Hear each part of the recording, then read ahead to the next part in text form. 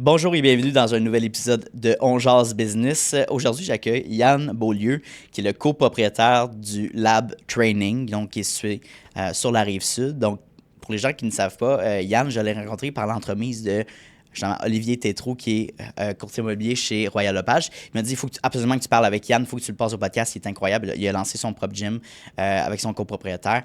Puis j'ai dit, ben certainement. Donc, on a fait notre rencontre préparatoire comme d'habitude, puis je l'ai invité au podcast. Yann est kinésiologue et justement, il a décidé de lancer le gym, donc le Lab Training, qui est avec une vision beaucoup plus ambitieuse de croître puis d'avoir un impact sur leur société, sur notre société québécoise. C'est donc de faire un lieu de rencontre plus que juste aller s'entraîner puis repartir chez nous, right? Je trouve que c'est le fun parce que souvent, on pense à aller dans des grandes surfaces de gym commerciales quand que des indépendants comme ça, des gyms ici, peuvent amener une plus grande valeur ajoutée aussi de clan puis de qualité d'équipement, de propreté. Donc, vraiment, aller visiter ce beau gym-là, c'est incroyable. Fait qu'on a parlé de sa croissance en tant qu'entrepreneur, sa croissance de gym, comment il a pu expandre justement son local en pétant des murs, littéralement, dans ses locaux commerciaux.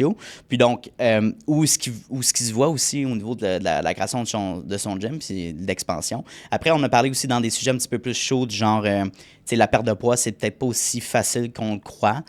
Donc, chaque corps est différent, le métabolisme humain est différent aussi, la génétique est différente. Donc, il faut prendre toutes ces variables-là pour l'adapter à chaque personne avant de se mettre un plan concret de perte de poids. C'est pas juste qu'est-ce que tu mets dans ta bouche, c'est vraiment plus de variables qui comprend le mode de vie de la personne. Fait qu'on a parlé de ça. Puis on a parlé aussi de vision long terme, de comment il voyait un peu l'entraînement, comment il est capable d'amener aussi des jeunes à venir s'entraîner à son gym avec les parents, puis de créer un peu cet environnement-là de clan, puis de proximité avec la jeune communauté. Donc, je trouve que c'est des beaux goals. Yann, c'est un visionnaire pur et dur. Il veut se rendre à son objectif. Il ne sait pas exactement c'est quoi la timeline, mais il sait qu'il va se rendre, puis qu'il va avoir un impact sociétal concret avec le Lab Training. Donc, bon épisode, puis évidemment, à l'écouter tous les autres épisodes qu'on a fait dans ce domaine fixe-là, qui est l'entraînement et la prise de bonnes habitudes de vie. Merci beaucoup. Yann, bienvenue au podcast. Merci beaucoup. Très content que tu sois parmi nous, évidemment. Content d'être là. Aussi, merci. Puis je veux dire, juste avant qu'on commence le podcast, tu as dit aussi que tu as écouté certains épisodes aussi, que j'avais interviewé plusieurs personnes dans la sphère de l'entraînement et tout ça, mais pas d'entraîneurs nécessairement qui ont lancé leur propre gym aussi. Donc, je pense que ça, c'est une perspective qui est différente, qui amène plus de value, juste au podcast, puis aussi aux auditeurs. Puis, j'espère que tu vas aimer l'expérience aujourd'hui. Là. Ça va être très cool. On a fait une rencontre préparatoire ensemble. J'ai pu rencontrer Justin aussi, ton partner. Charles à Justin. Ouais. Peut-être dans un party, on pourra vous avoir les deux en même temps. Ça pourrait être. Ouais, ça serait cool. La seule raison pourquoi il n'est pas venu, c'est qu'on se disait qu'on allait peut-être toucher à moins de sujets. Tu sais, vu que tu as deux opinions différentes, fait que c'est plate, là. La prochaine fois, ça sera lui ou ça sera les deux? C'est pratique. Moi, je le vois comme un premier pas. C'est le fun de faire des épisodes à trois aussi. C'est juste que faut que tu aies une bonne dynamique, mettons, avec ton partner. C'est rare que tu l'as pas, là, mettons. Ouais, on a une super dynamique. Mais c'est comme, qui répond en question? C'est comme, souvent, c'est moi qui le lead, là, mais après, c'est essayer de répondre également. Ça peut. Des fois, je le vois plus dans une relation de couple, mettons, tu sais. Le gars ou mettons, conjoint va parler un petit peu plus, tu sais. Fait que c'est de s'ajuster en conséquence. Mais bref, fait que ça sera à discuter. Fait que oui, il y a Yann Beaulieu, puis évidemment, tu es le créateur de Lab Training, justement, qui est un super gym sur la Rive-Sud, qui est en expansion aussi. Là, donc, juste en pied carré aussi. Vous avez grandi le gym, puis vous avez des ambitions de grandeur. On va pouvoir en parler un petit peu plus dans le podcast. Avant de tomber là-dedans, qu'est-ce qui t'en est justement dans le domaine du training, puis éventuellement de créer ton gym? La première chose, c'est qu'à la base, je m'en allais en ingénierie, fait que j'étais pas là-dedans, pas tout. Non. Mais j'ai toujours fait du sport, je me suis entraîné dans les dernières, parties de mon adolescence, j'ai commencé à m'entraîner, j'ai trippé, puis j'ai arrêté éventuellement le sport parce que l'école prenait de la place. Puis je jouais au football, moi, qui était beaucoup d'implications de temps, fait que j'ai arrêté de jouer au foot, puis là, je me suis mis à l'entraînement parce que j'avais un peu plus de liberté. Puis j'ai vraiment trippé, puis dernière minute, avant de rentrer à l'université, j'ai trouvé la kinésiologie. C'est un domaine que je connaissais pas à ce moment-là. J'ai rentré là-dedans. Puis pour la première fois, là, j'ai trippé à l'école. Là. Pour vrai, j'aurais pu continuer encore 10 ans d'être à l'université. Je trippais bien raide. Nice. Fait là, j'ai trouvé ma voie. Puis c'est ça qui m'a poussé à aller dans l'entraînement. Puis c'est ça, à la base, je savais même pas que ça existait comme job. Là, c'est fou, ça. Ouais. Est-ce que t'as toujours été quelqu'un de studio, au contraire, justement. Du moment que t'es tombé dans la kinésiologie, là, tu devenais justement plus impliqué dans tes études. Ouais, c'est ça qui était. Clairement, c'est ça, ouais. Ouais, j'ai toujours été bon à l'école, mais j'ai toujours été tannant à l'école. Ah ouais? Ah ouais, les profs capotaient, là. J'avais comme un petit étoile autour de mon nom, là, tu sais, au début de l'année scolaire, là. Ouais. Mais j'étais un tannant gentil, là, tu sais, un tannant qui, tu sais, pas trop dérangeant, mais quand même dérangeant. Jusqu'au cégep, j'ai détesté ça, là. J'étais en sciences nat. Là, c'était très compétitif, c'était très... la cotère, la médecine, blablabla. Je l'ai faite, mais tu sais, j'étais pas vraiment studieux pantoute, mais j'étais bon, fait que je passais, j'avais des bonnes notes. Puis quand j'étais arrivé à l'université, c'est là que ça a déclenché. Là, j'étais bon et j'étais studieux, j'étais le premier assis en avant, puis comme là, on dirait que mon amour pour l'école a commencé là, c'était fou. C'est quoi l'aspect de la kin qui t'intéresse le plus, qui t'a intéressé le plus, Nissan? Ben, c'est axé sur le sport, le corps humain, la biomécanique. Fait que t'as beaucoup de mécanique, ingénierie, que moi, ça m'intéressait à la base.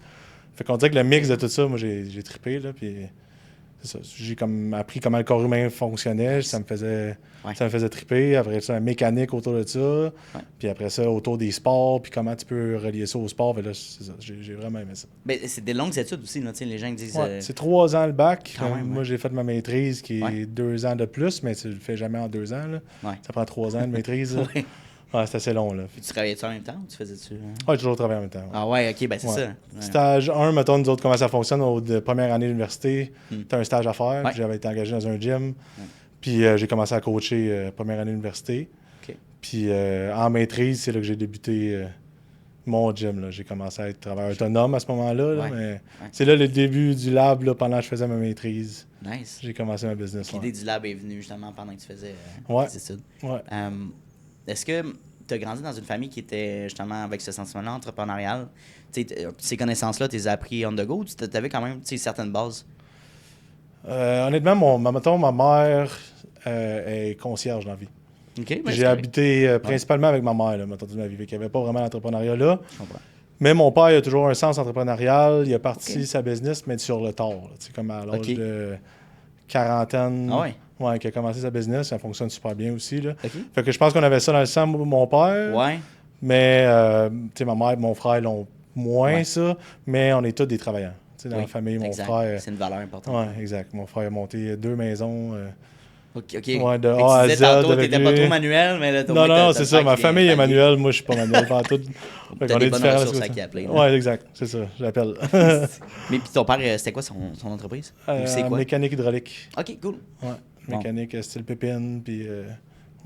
Je peux même pas t'expliquer c'est quoi. Non, mais je sais quoi un peu, mais mécanique hydraulique. Je pose la question parce que pour donner un petit peu plus de contexte, savoir, t'as grandi comment, dans quel household. Est-ce que l'éducation sur les finances personnelles, le budget, c'était-tu commun ou c'est un petit peu genre tabou? C'était tabou, très tabou. Embarque pas dans mes affaires, puis tu respectes tes parents, un peu ce genre de...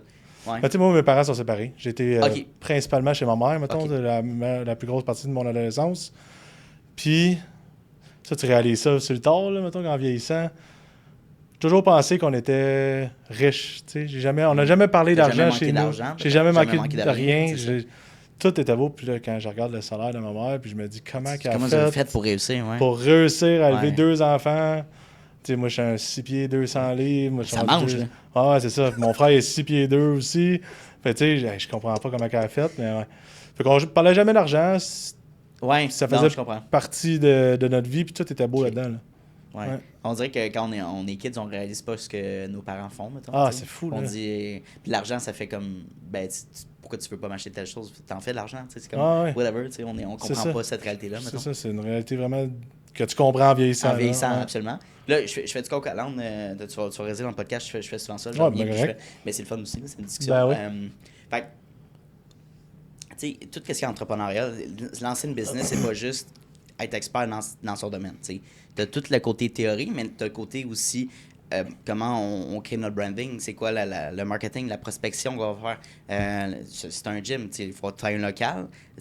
Comment tu développes ça? Fait que toutes ces connaissances-là, tu les as acquises comment? Sur le tas. Comme les meilleurs entrepreneurs. En fait, ça a été épouvantable, ça. Ah ouais, hein? Ouais, parce que j'ai toujours, j'ai su que j'avais le goût de partir ma business. Parce que j'étais toujours en train d'essayer de trouver des meilleures façons. Essayer de sais, quand j'étais employé, mettons, là, j'avais Ouais. toujours quelque chose à critiquer. Tu sais. Ouais. Ah, j'aurais fait ça de même, j'aurais fait ça de même, tu sais. Fait que je savais qu'en dedans de moi, j'avais le goût, pas le goût d'être employé, j'avais le goût de gérer de ma façon, mettons. Ouais. Fait que je me suis dit, OK, je me pars une business. Mais là, j'étudie en kin, je suis super bon en kin, puis là, je rentre en business, puis là, je remarque que ta kin, elle sert à rien pantoute. Ouais. Parce que là, faut que tu saches la comptabilité, la gestion, le marketing, tout Excel, c'est ça, les locaux commerciaux, toute la patente qui vient avec. les bails, tout ça, comment ça fonctionne. ouais. Ouais, exactement. Puis on dirait que j'étais naïf de penser que j'allais m'organiser, puis finalement, j'ai réussi. T'as Là, fait réussi, que ça se fait pareil, là, mais ouais, ça a été ça le plus tough, d'avoir un gros bagage de kin, puis me sentir compétent dans mon domaine, puis tellement incompétent de l'autre bord. Mais finalement, tu réussis à apprendre, tu fais tes recherches, tu appelles du monde. Le but, c'est là. Fait que après, tu te dis, OK, là, donc, je manque de connaissances en comptabilité. Oui, j'ai un comptable, OK, sure. Mais il faut quand même que tu comprennes où va ton argent, puis juste faire les due diligence, de mettre les taxes de côté, maintenant, puis mettre un pourcentage pour payer ton impôt. Les premières années, en tout cas, moi, personnellement, j'ai appris vraiment sur le fait, là, tu sais, en me disant, oh shit, là, puis même je paye ça, genre. Que je sais pas si tous les business sont mêmes, mais nous autres, on fait tout nous-mêmes. Fait que genre, la comptabilité, on l'a tout à l'interne, bravo. À l'interne. Mais mettons, à l'interne, c'était moi à l'interne, là, mettons. Ouais, mais quand même. même. On a un comptable à la fin de l'année qui vérifie toutes nos affaires, puis qui fait, mais tu sais, comme le suivi le suivi des taxes, suivi des c'est tout fait ça par moi-même. On n'avait pas l'argent de payer un comptable au début, parce qu'il fallait qu'on s'équipe en équipement de gym. La priorité, c'était de créer un gym, mettons, fait ton investissement d'argent, tu le mets où, tu sais. C'est soit un comptable, soit l'équipement de gym. On a choisi l'équipement de gym, fait qu'on fait la comptabilité nous-mêmes. Ça a été ça. C'est comme la business. Penses-tu que c'est des choses qui devraient être ajoutées, mettons, dans un programme en kin, des cours en admin ou de starting business? Parce que je me demande l'objectif quand tu sors avec un bac ou une maîtrise en kin. Au niveau carrière, est-ce que tu peux travailler dans une clinique comme employé? C'est quoi un peu tes opportunités, à part de se lancer en affaires, mettons? Oui, ben, la majorité du monde vont, c'est ça, partir d'une clinique. La majorité, vont être en travail autonome. C'est ça. Ouais. Ça fait que c'est souvent, mettons, du micro-entrepreneuriat, là, quand même, travail autonome. Solopreneur, au pire. Puis on a les cours de gestion d'entreprise, mettons. Un cours à l'université, mais c'est vraiment pas assez, là. C'est très générique, c'est très de base. Puis je pense que tu peux pas l'apprendre sur les bancs d'école. Honnêtement, il y a trop de choses à apprendre pour l'apprendre sur les bancs d'école. Là, juste les ressources humaines. Les premiers employés que j'ai engagés, ça a été le calvaire. Là. Je savais pas comment gérer ça. Je savais pas comment gérer plein de situations. Ce qui arrive, c'est que ça prend pas à l'école. Mais ça s'apprend, mais c'est un bac complet. Ça s'apprend. Oui, mais actuellement, je fais mon bac en admin à l'UQAM. Puis je me spécialise en marketing numérique, mais à temps partiel. Mais puis ce que j'apprends, c'est des grandes théories. Ouais, exact. C'est des choses qui sont peu ou pas applicable, mettons, dans une petite PME qui est la réalité des Québécois aussi au Québec qui se lancent en affaires. Fait que, tu sais, justement, comment gérer des situations clients ou gérer des situations employés, que ce soit, c'est un vol de temps, un vol de whatever, ou justement, tu sais, la motivation à l'interne, tu sais, souvent, c'est des choses qu'on apprend à travers nos livres ou nos professeurs, mais c'est pas des trucs, tu sais, réels qui peuvent réellement se passer. Non, c'est des grosses théories, c'est mettons. Ça. C'est peu applicable. Fait que je trouve que c'est un peu poche parce que tu sors avec un diplômé, mettons, d'un bac, mettons, tu dis que tu serais un bon gestionnaire ou tu pourrais, mettons, te lancer en affaires avec ces connaissances-là. Puis tu arrives sur le terrain et tu es comme, oh shit, il y a tout ça que j'ai pas appris dans mon 3 ans. T'sais. Ouais, mais dans le sens, ils peuvent pas non plus te montrer toutes les situations. Mais non, je pense que l'entrepreneuriat, je veux dire, ça fait partie de la game. C'est ça, exactement. Je pense pas que tu peux l'apprendre non plus. Il y a des programmes en entrepreneuriat, mais l'entrepreneuriat, c'est de se lancer en affaires. Mais c'est sûr que plus que tu as de base, mieux c'est. Tu sais, les grosses théories qui te montrent, puis tout, je suis sûr que c'est très utile. Je ne l'ai pas fait, je peux pas savoir. Sauf que ça te montre à réfléchir plus qu'à agir, mettons. Ouais. Je sais pas si c'est ça un peu. C'est exactement ça. Puis je suis pas en mode. Allez pas à l'école, allez pas à l'université, ça vaut pas. Je pense qu'il y a une grande valeur au niveau de la discipline, puis l'autonomie, apprendre à travailler en équipe, faire des liens de contact, mais surtout à solutionner des problèmes. Exact. C'est vraiment ça. Ça te pratique à penser, en fait. Exact. Puis être moins en mode robot. Si tu as ce réflexe-là, ben, tu vas être capable de l'appliquer. C'est ça, exact. Je pense que tu peux faire des liens là-dessus. Ouais. Mais de dire que tu vas pas apprendre comment vendre dans ton cours de vente. Là. Non, c'est ça. Mais pour vrai, ça, c'est une affaire aussi, une grosse discussion qu'on a eue en kin avec toutes les kin, puis on dirait que j'étais le défendeur de la kinésiologie, moi, là mais c'est la même affaire. Ils vont t'apprendre comment le corps humain marche. Ouais. ils t'apprendront pas comment faire un squat. Parce que le squat, tu le fais bien comme tu veux.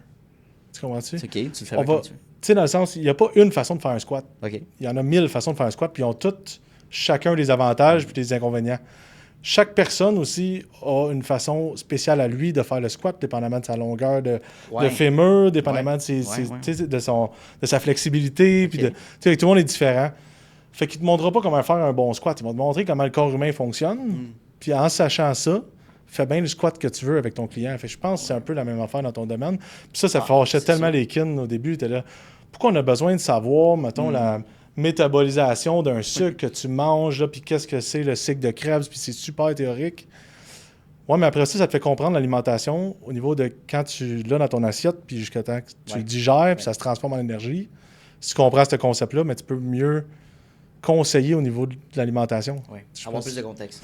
Exact, c'est ça. Mais tu comprends les bases de la nutrition. Maintenant, applique-la comme toi, tu sens que c'est bon. Il y a certains qui vont aller dans une telle façon de se nourrir, puis d'autres.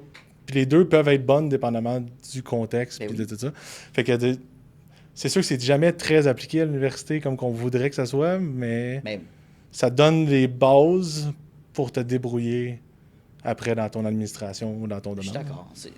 Encore une fois, il y a toujours une valeur à aller chercher une éducation. Ah oui, c'est sûr. Puis des fois, c'est juste une discussion que tu as après ton cours avec ton prof. T'sais. Des fois, souvent, moi, dans mon contexte, souvent, c'est des consultants, mettons, qui font ça à leur compte, qui se déchargent des cours, puis après, ils prennent la charge du cours, mettons. Ben, ils ont quand même un contexte, mettons, solopreneur ou entrepreneurial. Fait que c'est le fun d'avoir des discussions avec eux, sur si on vécu avec des clients et tout ça. Fait que des fois, ça t'amène ailleurs. Hein, moi, c'est ça aussi. Pendant le cégep, j'avais une petite business d'impression d'articles promotionnels avant de me lancer en marketing. Je faisais des t-shirts, des hoodies, des casquettes. Puis juste avec mes profs du cégep, quand je faisais de l'admin, ils m'ont référé à des clients, même que je travaillais avec le cégep pour faire des cohortes, du print pour des cohortes puis des événements. T'sais. Très hot, ça. Fait que c'est comme des gens, c'est le fun, tu peux jumeler les deux. Fait que des jeunes qui, mettons, qui sont au cégep ou à l'université, pensez peut-être à vous impliquer là-dedans puis développer votre réseau, surtout le réseau. Ça vaut fort. En affaires, on parle souvent de ça, là, bâtir un réseau, mais faut pas que tu partes ton réseau après avoir gradué. T'sais, idéalement, tu commences à développer ça en amont pendant que tu étudies. Tout ça fait quand tu vas être rendu. Tout ça en même temps, autant tes contacts que ta manière de réfléchir, que la théorie que tu apprends. Tout sert à quelque chose. C'est sûr que tu le vois pas là. Mais c'est la même affaire. La discussion qu'on est des jeunes, l'algèbre, à quoi ça sert, ça va-tu te servir? Ouais, Pythagore, ça sert à quoi? Ouais, c'est ça. Mais c'est super utile. C'est juste que tu le vois pas. Tu l'utilises pas là, mettons. Mais ta réflexion, ta logique se développe pour que maintenant Et même, tu sais, moi, je suis pas habile en mathématiques. Fait que de faire tous ces apprentissages-là, ça a été extrêmement difficile. J'ai fait des cours d'été, j'étais allé chercher des tuteurs. Juste le fait de travailler fort sur quelque chose que tu te coinces, mettons, puis de te forcer à trouver une solution, ben, c'est de sortir de ta zone de confort au bout de la ligne. C'est de faire des choses qui sont inconfortables. Fait que même si la mathématique, mettons, t'apporte pas directement, mais indirectement, tu vas chercher autre chose pareil. Bref, c'est ça. On finit par aller sur l'université, mais allez chercher votre éducation quand même. Puis les gens qui ont, il y en a des entrepreneurs qui ont quitté en secondaire 5, puis en 3, whatever, puis qui ont réussi. Good for them. Mais c'est sûr que ces gens-là vont aller lire des livres, vont aller s'éduquer, vont faire des conférences, ils vont aller chercher. L'éducation, c'est pas juste non plus le curriculum universitaire. Là. Exact. Puis les temps changent aussi. Tu sais, mettons. Oui, on connaît toujours quelqu'un de là, 20 ans, il avait son secondaire 3, puis il a réussi à faire tout ça. En 2026, si tu en as un qui est très éduqué, même, mettons, on met les deux têtes d'entrepreneur, tu sais, autant travaillant, autant. Puis tête d'entrepreneur, puis un qui était plus loin aux études, c'est sûr que sa gestion des conflits, sa gestion de travail va être mieux faite. Fait que c'est toujours bon. L'école, c'est toujours... Moi, en tout cas, j'étais un... Charlotte à l'école. Ouais, exact. Bravo, l'école. Je fais du commande. Parle-moi de comment tu as rencontré Justin. Est-ce que, justement, c'était par l'entremise de ton programme d'études? Même pas, parce que Justin est plus vieux que moi. Il y a quel âge? Il y a 39. 39, ouais, c'est ça. Ouais, 38 ou 39. Là, il s'en va sur 39. Mais il va être fâché que j'ai dit son âge. Ouf. Non, j'ai dit. On coupe au montage. Ça, 28. Il a l'air de 28, par exemple. Mais pour vrai, il a l'air jeune parce que il a l'air plus jeune que moi, c'est fou. Oh my God, c'est fou. Mais en tout cas, il se maintient bien. Ben, il se maintient, il s'entraîne comme un fou. Il mange bien. Ouais. Non, il est super sharp. J'ai bien aimé votre dynamique aussi. Une belle personnalité qui est calme aussi, tu sais, comme très réservé jusqu'à un certain point. Il est très cool. Fait que, comment vous vous êtes rencontrés? C'était un concours de circonstances, pour vrai. Okay. Lui, il avait sa petite business. Moi, j'entendais son nom partout. Parce que quand tu commences un peu dans le domaine, tu connais la compétition auto, mettons. Puis lui, il avait un petit local à Saint-Constant. Moi, j'avais un petit local à Candiac. Puis on était 4 dans ce temps-là. Là. Il y a 2 personnes qui ont pris sa retraite. Fait que là, ça a bougé beaucoup. On était rendu juste 2, puis mon ancien partner connaissait Justin parce qu'ils ont le même âge. Ouais. Là, lui, finalement, changeait de domaine. Il trouvait ça trop difficile. Fait que là, on a amené Justin avant qu'il change de domaine. On était 3, on a créé le lab. Mais à ce moment-là, c'était 3 entités très différentes. Il y en a un qui s'occupait du hockey, il y en a un qui s'occupait des cours de groupe, puis Just faisait juste du privé. Okay. C'était 3... Oh shit. Sous le lab ou... Ouais, sous la bannière du lab. Ah, On était ouais, 3 okay. business différentes. Puis, c'est ça, c'est le même que j'ai connu Justin. OK. Ça a cliqué, c'est un funny guy, là. Il est drôle, Justin. Niveau là, personnalité, probablement que c'est une amitié aussi qui s'est développée. Ouais, c'est ça, exactement. C'est une amitié qui se développe. Ben oui. Fait que là, on a full cliqué. Finalement, le 3e, il a changé de domaine. Fait qu'on était rendu juste 2. OK. Puis là, c'était le temps de soit renouveler notre petit bail où est-ce qu'on était, ou de voir plus grand. Puis là, on a lancé d'idées, ça a comme mijoté dans notre tête. En fait, ça a plutôt mal fini, là. Je ne vais pas rentrer dans les détails, là, mais dans ce local-là, mettons, on s'est fait comme mettre dehors. Ouais. Problème de communication, mettons. Là, c'était pas rien de majeur. Ouais. Maintenant, avec du recul, c'était très mineur, mais dans le temps, c'était épouvantable. C'était un bris de contrat. Il fallait qu'on se fasse mettre dehors. Okay. Ouais. Fait que là, il faut s'en virer de bord, puis qu'on trouve quelque chose. Qu'est-ce qu'on fait? Puis c'était pendant le COVID, en plus. Fait que nous, on travaillait encore pendant le COVID. On faisait du par Zoom, là, mettons. Des entraînements par Zoom. Ouais, exact. Puis on essayé de me chercher des locales. On a trouvé un local, puis là, c'est là que ça a débuté. Puis là, c'est là qu'on a fait le switch de 2 travailleurs autonomes sous la bannière Le Lab à une entité puis une incorporation. Ouais, c'est ça. Puis travailler vraiment ensemble plutôt que chacun de votre bord au niveau du autonome. Fait que c'est là que ça a commencé en 2022. Je comprends. J'aimerais qu'on revienne un petit peu dans le passé du lancement initial de ton propre gym. Ouais. Fait que le premier local, comment ça s'est passé? Où est-ce que tu l'as trouvé? C'est quoi les due diligence que tu as fait pour trouver l'espace puis l'aménager et tout ça? Le financement aussi, est-ce que tu as autofinancé? Tu as cherché un prêt? J'ai été chanceux. OK. Ouais, j'ai été chanceux. OK. J'étais avec un gars à mon université, là, qu'on s'avait rencontré là, qui avait fait un stage dans ce local-là. OK. Puis il m'a proposé ça. Il dit, hey, on va-tu sous-louer le local? Fait que c'était une sous-location. OK. Ça coûtait 2000 par mois à ce temps-là. C'est énorme, là. Ouais. Ben, c'est pas cher, mais dans ce temps-là, c'était énorme, là, mettons. Oui, mais tu compares les chiffres. C'est ça. J'avais presque pas de salaire. Je travaillais dans un gym en tant que crève-faim. Dans notre domaine, c'est comme tu te déplaces pour faire un client en privé. Dans ce temps-là, je t'ai payé $15 dans le gym. $15 de l'heure. Mais tu te déplaçais pour 1 heure. Fait que pas ça, c'est fini. Là. Tu fais 15$. Dans ta journée, c'était 15$. Ouais. Puis là, je partais de là. J'étais sûr que je restais pas là, mais c'était une super belle expérience que j'ai eue. Puis là, il faut que je parte mes affaires. Puis là, il dit, c'est tant de loyer. Puis au départ, c'était tant de loyer. Puis il était déjà tout équipé. Et ça, c'était l'avantage. Nice. Puis là-bas, ça faisait juste des joueurs de hockey. Il entraînait que des joueurs de hockey. Moi, j'ai dit, OK, je ne vais pas faire compétition à ça. Et moi, je pars des cours de groupe. C'était le début des cours de groupe. Là. Je pense qu'on s'en est rendu en 2017, ça, à peu près. C'était le début des cours de groupe. Je pars mes cours de groupe là-dedans. J'engage un de mes amis qui est vidéographe. Je dis, viens-t'en, j'amène 20 de mes amis. Puis là, je dis, on fait un workout dans le petit gym. Là, je l'ai mis super propre parce que c'était le joueur de hockey qui s'entraînait là. C'était pas propre comme gym, là. Hey, moi, de frotter ça en malade, puis de replacer tout. Moi, j'ai des tocs plus dans mon gym que chez nous. Là, les tapis, il faut qu'ils soient comme égal, coupés, tout le plan. Il faut que ça soit propre. Là. Fait là, je refais ça propre. Puis j'amène tous des amis, puis j'amène un vidéographe. Puis je dis, go, on lance un gros vidéo, était vraiment bien monté. Puis là, je dis, go, lancement, je lance mon gym, blablabla. Puis on avait eu quelque chose comme 80 000 vues. Là. Ouais, première vidéo sur les Instagram. Instagram, Facebook, ouais. Première vidéo que je fais. Je suis pas Instagram pantoute, je suis pas Facebook pantoute, mais je sais que c'est ça. Quelle année on s'y tue? 2017, là, je pense. Ah ouais, qui fait quand même dans... Ah ouais, c'est parfait. 2018, c'est pas vrai. 2017, j'ai gradué, fait que 2018, mettons. Quand même fort dans ces années-là. OK, cool. Ouais. Le 80 000 vues, premier, ça part, puis ça lance bien. Pas de pub, là? Non, pas de pub. Non, direct de même. Non, c'est fort. Direct de même. Mais le vidéo était écœurant. C'était vraiment beau, là. Ouais, c'était vraiment bien fait. Puis, c'est ça m'a fait mes premiers clients, puis là, ça a starté. Puis là, c'est ça, là, je commençais à payer le loyer. Puis en plus, le gars que je travaillais avec, qui faisait que les joueurs de hockey, m'engageait pour entraîner les joueurs de hockey. Fait que ça me donnait un double salaire, mettons. Je partais comme ma business, plus je travaillais pour lui. Puis ta clientèle, c'est précisément kin ou tu faisais d'autres... Monsieur, madame, tout le monde. OK, parfait. Mais qu'est-ce que tu veux dire principalement kin? Ben, tu faisais l'accompagnement en kin ou c'était plus du Parce que training ou... La kin, il y a plusieurs volets à la kin. Là, mettons. Tu peux autant faire de la réadap Ouais, c'est ça. Okay. que de la performance, que de la promotion de la santé. Promotion de la santé va être plus monsieur, madame, tout le monde qui veut se mettre en forme, mettons. Ouais. Fait que c'est un des volets de la kin. Fait que tu peux toucher à plusieurs volets, OK, je comprends. Oui, on est tout le temps dans la performance, comme avec des athlètes, avec des personnes blessées, puis comme la santé générale. Fait que, tu sais, perte de poids, puis toute cette patente-là. J'imagine le plan d'entraînement aussi peut rentrer là-dedans. Tout ça rentre là-dedans. Oui, exactement. Ouais, la kin, c'est ça, c'est très, très large. La nutrition, c'est-tu quelque chose que tu touches ou c'est... Oui, mais non. La nutrition, c'est très réservé, puis c'est très... légiféré. Légiféré, c'est le bon mot, hein? Ouais, c'est ça. Fait qu'il y a des affaires légales, là, mettons. Fait qu'il y a un plan... Je peux pas faire... J'ai pas le droit de faire de plan alimentaire. Puis en fait, personne n'a le droit de faire un plan alimentaire si t'es pas nutritionniste. Ah oui, fait que ça, c'est très... clair, là, parce que ça déborde souvent les limites, là, mettons. Là, on n'est pas supposé de faire ça. Interesting. Mais que je fais pas de plan alimentaire.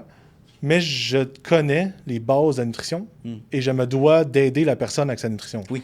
Tu sais, dans le fond, moi, c'est pas ma job principale, mais c'est sûr qu'il faut que tu comprennes un peu c'est quoi une calorie, une protéine, puis un glucide, puis pourquoi les légumes, c'est important si tu veux t'entraîner, puis perdre du poids, puis avoir des résultats. C'est une chose de dire mange ça, puis tu vas avoir tel résultat, mais de comprendre l'effet, mettons, sur ces aliments-là, les bons nutriments, parce que c'est pas juste non plus, on pourrait peut-être en parler, mais c'est pas juste compter ses calories non plus. Là, c'est la qualité des aliments, tes ingrédients que tu mets. Là. Mais en fait, c'est ça, c'est plus de l'enseignement sur la nutrition qu'on fait, sur les bases de nutrition, puis bien s'alimenter, puis avoir des bonnes habitudes de vie, que de faire des plans alimentaires. Puis l'autre chose aussi qui est très réservée, c'est une alimentation qui est lié à un diagnostic, là, mettons pour un diabétique ou pour oui. Ça, je touche pas à ça. Ah non, okay. Moi, c'est des bases. Mais c'est important, les bases. Faut tes maîtrises. Faut tes maîtrises, puis il faut que tu comprennes pourquoi, là, le pourquoi du comment. Pourquoi la protéine est importante, puis ainsi de suite. OK. Fait que c'est ça. Pour revenir, mettons, fait que c'était de la kin qu'on faisait, avec monsieur, madame, tout le monde. Exact, en cours de groupe, dans cette situation-là. Puis je commençais du privé, l'entraînement privé, fait one-on-one, mettons, avec des cas plus particuliers. Genre. Sharp. Puis là, tu commences à avoir tes premiers clients. Fait que exact. Comment c'est quoi les apprentissages que tu as fait? T'as-tu vécu, mettons, des erreurs de parcours? Tu te dis, j'aurais dû peut-être mentionner ça ou j'aurais dû peut-être mieux faire cet accompagnement-là avec ce client précis-là. J'en ai des milliers. Parce qu'on souvent on montre le beau côté de la chose. C'est bien passé, j'ai eu des clients en masse. Mais c'est quoi le core knowledge que tu as perçu à travers ça? En fait, je pense une des affaires que le monde peut retenir, là, qui serait vraiment important, là, ayez confiance en vous, puis ça va bien aller. Okay. Parce que quand j'ai commencé, là, j'étais confiant là, à pu finir. J'étais jeune. T'avais un bon ego. J'avais une bonne ego. Là. Puis j'avais l'impression que qu'est-ce que je faisais, c'était la perfection. Ça l'était pas, mais au moins, je le faisais avec le cœur puis les bonnes raisons, mettons. Oui. Puis avec le recul, maintenant, je remarque que je faisais un millier d'erreurs. Là. OK. Tu sais, dans le sens que je n'étais pas la perfection, puis mais je croyais que ça l'était, mettons. Puis évidemment, avec l'expérience, mais là, tu fais des erreurs, puis tu comprends tes erreurs, puis tu apprends beaucoup, beaucoup sur le tas, mettons, en le faisant. Parce que c'est le même principe en kin. Tu n'apprends pas toutes les situations. Tu rentres sur le terrain que tu viens meilleur en meilleur. Fait que c'est ça. Okay. Ça a pris des années avant de perfectionner mon art, mettons. Oui. Mais au moins, j'avais la confiance de dire, je vais t'aider, puis je vais te prendre en charge, puis je le faisais pour les bonnes raisons, puis je veux t'aider du mieux de mes connaissances. Puis 3/4 du monde n'en ont pas de connaissances. Fait que comme... Fait que c'est quoi l'erreur? Est-ce que c'est d'assumer que la personne connaît déjà certaines bases, puis c'est peut-être l'expiation? Non, mais l'erreur, en fait, c'est que j'en ai fait des milliers. Je ne pourrais même pas te nommer toutes les erreurs que j'ai faites dans mon domaine. Là. Je parle en kin, là, mettons, là, pas encore dans l'entrepreneuriat. On peut parler de l'entrepreneuriat. C'est un autre volet. C'est un autre volet, là, parce qu'il y a vraiment 2 volets à ma job. Là. Ouais. Mais c'est ça, tu sais, okay, j'en ai fait des milliers d'erreurs, mais tu sais, je les ai appris avec le tas. Ça a pris du temps, mettons, avant de comprendre toutes ces erreurs-là. C'est pas des erreurs majeures, là, c'est des erreurs mineures, mais exact. ça améliore le temps. Je veux dire, des fois, c'est du feedback aussi constructif que tu reçois par des collègues, même des clients. Des fois, tu dis telle chose, peut-être si tu l'amenais de telle manière, ça pourrait être mieux perçu. C'est comme, OK, ouais, ça fait du sens. De toute façon, t'as pas le choix de mettre ton ego de côté, même quand on est jeune, c'est facile de dire moi je suis expert dans mon domaine, puis genre personne qui comprend, puis genre j'ai la solution à ce que je fais, mais en réalité on peut toujours apprendre à n'importe quel âge, on peut toujours s'améliorer. C'est ça, de garder une ouverture d'esprit puis pas être fermé. Absolument. Ça, c'est une erreur de beaucoup de coachs dans mon domaine là, qui sont trop stickés. Ben oui. Ils ont, tu sais, regarde là, le keto, là. Ouais. T'en entends plus parler, là, mettons. Là, c'est vrai, mais pendant la pandémie. Non, mais c'était fou, là, tu sais. C'était fou, là.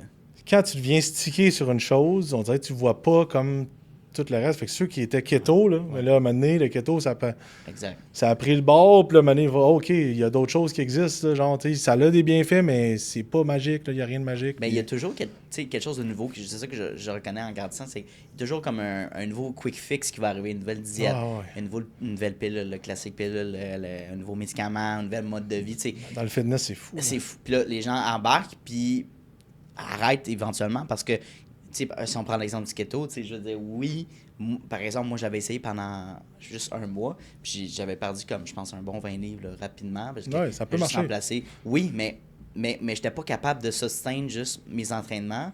J'avais une fatigue vraiment qui était presque chronique, là, parce que je mangeais peu ou pas de sucre. Ouais, exact. Puis des maux de tête, plein de choses comme... Fait que après un mois, je me suis tanné, mon corps s'est tanné, puis j'ai recommencé à manger normalement, ou un petit peu plus de liberté. Puis j'ai repris initialement ces calories-là. Fait que, pas ces calories, mais ce poids-là. Fait que tu te dis, je pense à la question à se poser, peut-être que tu vas renchérir là-dessus, mais est-ce que ça s'adapte à mon mode de vie, puis est-ce que c'est soutenable pour le reste de ta vie? Tu veux-tu vivre comme ça tout le reste de ta vie? Mais c'est que tu as tellement d'autres moyens d'atteindre cet objectif-là. Oui. Puis là, on dirait que comme pendant un 5 ans... jamais ça. C'est ça. Il y a comme juste une façon de faire. Mais non. La perte de poids, c'est un déficit calorique. Peu importe comment tu l'atteins. Que tu l'atteins avec le keto parce que tu es un tripeux de viande puis que tu n'aimes pas tant, ben, c'est correct, mais est-ce que c'est la meilleure façon? Pas en tout. Il y a plein de meilleures façons, puis il y a plein de façons plus simples. Mais plus c'est drastique, puis plus c'est funky, plus que ça vend. Ah, plus que c'est plus que ça vend, oui. C'est facile pour promouvoir l'affaire miracle, là. Puis dans le fitness, c'est fou, là. Plus que ça sort champ gauche, plus c'est vendeur. Puis plus c'est payant. Puis ça serait facile pour nous autres là, de tomber là-dedans, là, ben oui. Puis les trends, tu sais, ça change tout le temps, là. Puis tu te dis, tu sais, c'était pas nouveau, là. Je sais pas si tu pensais que c'était nouveau, là, le keto, quand c'est arrivé? Non, je veux dire, je pense popularisé, du moins. Ouais. Ou, tu sais, marketé de cette manière-là. Mais ça fait longtemps que ça existe. C'est des cycles. Ah, ouais. C'est des cycles. Arrête. Depuis les années 90, je pense. Ça va revenir. Ah, je vous le dis tout de suite, ça va revenir, le keto. Je savais pas ça. Ah oui, dans 10 ans, là, le keto va revenir. Ouais. C'est des cycles. Pilates, ça a été inventé dans les années 80, là. C'est vieux, là, le Pilates. Puis là, ça revient à ressortir, là. Ça va durer 3-4 ans, puis ça va être fou. Après ça va dropper. Tu sais, ça a sa place, le Pilates. C'est correct, le Pilates. J'ai rien contre ça. C'est même une bonne façon de... Mais il n'y a rien de magique. Il n'y a rien de plus bénéfique que l'entraînement traditionnel.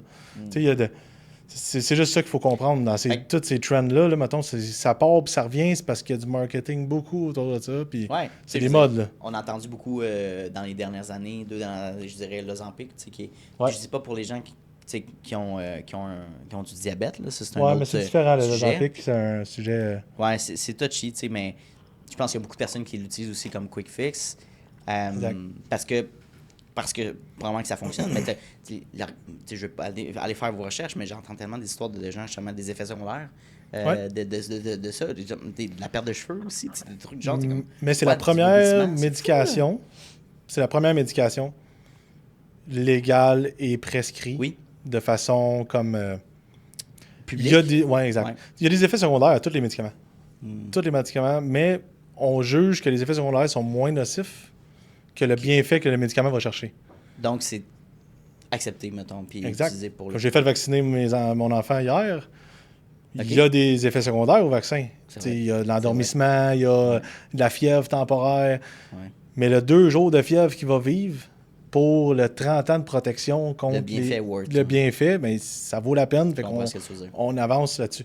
L'Ozempic, c'est le premier qui réussit réellement à trouver comme un effet positif plus que négatif. Maintenant, est-ce que tout le monde devrait en prendre? Ben non, parce que les effets négatifs sont là pareil. C'est pas... Il y a des personnes en particulier qui en ont besoin. Oui. Pas tout le monde. C'est juste ça. C'est ça Exactement. Ça, c'est pas comme une mode autant que, mettons, le pilates puis toutes les affaires qu'on a parlé tantôt. Là. Les trends qu'on Ouais. disait.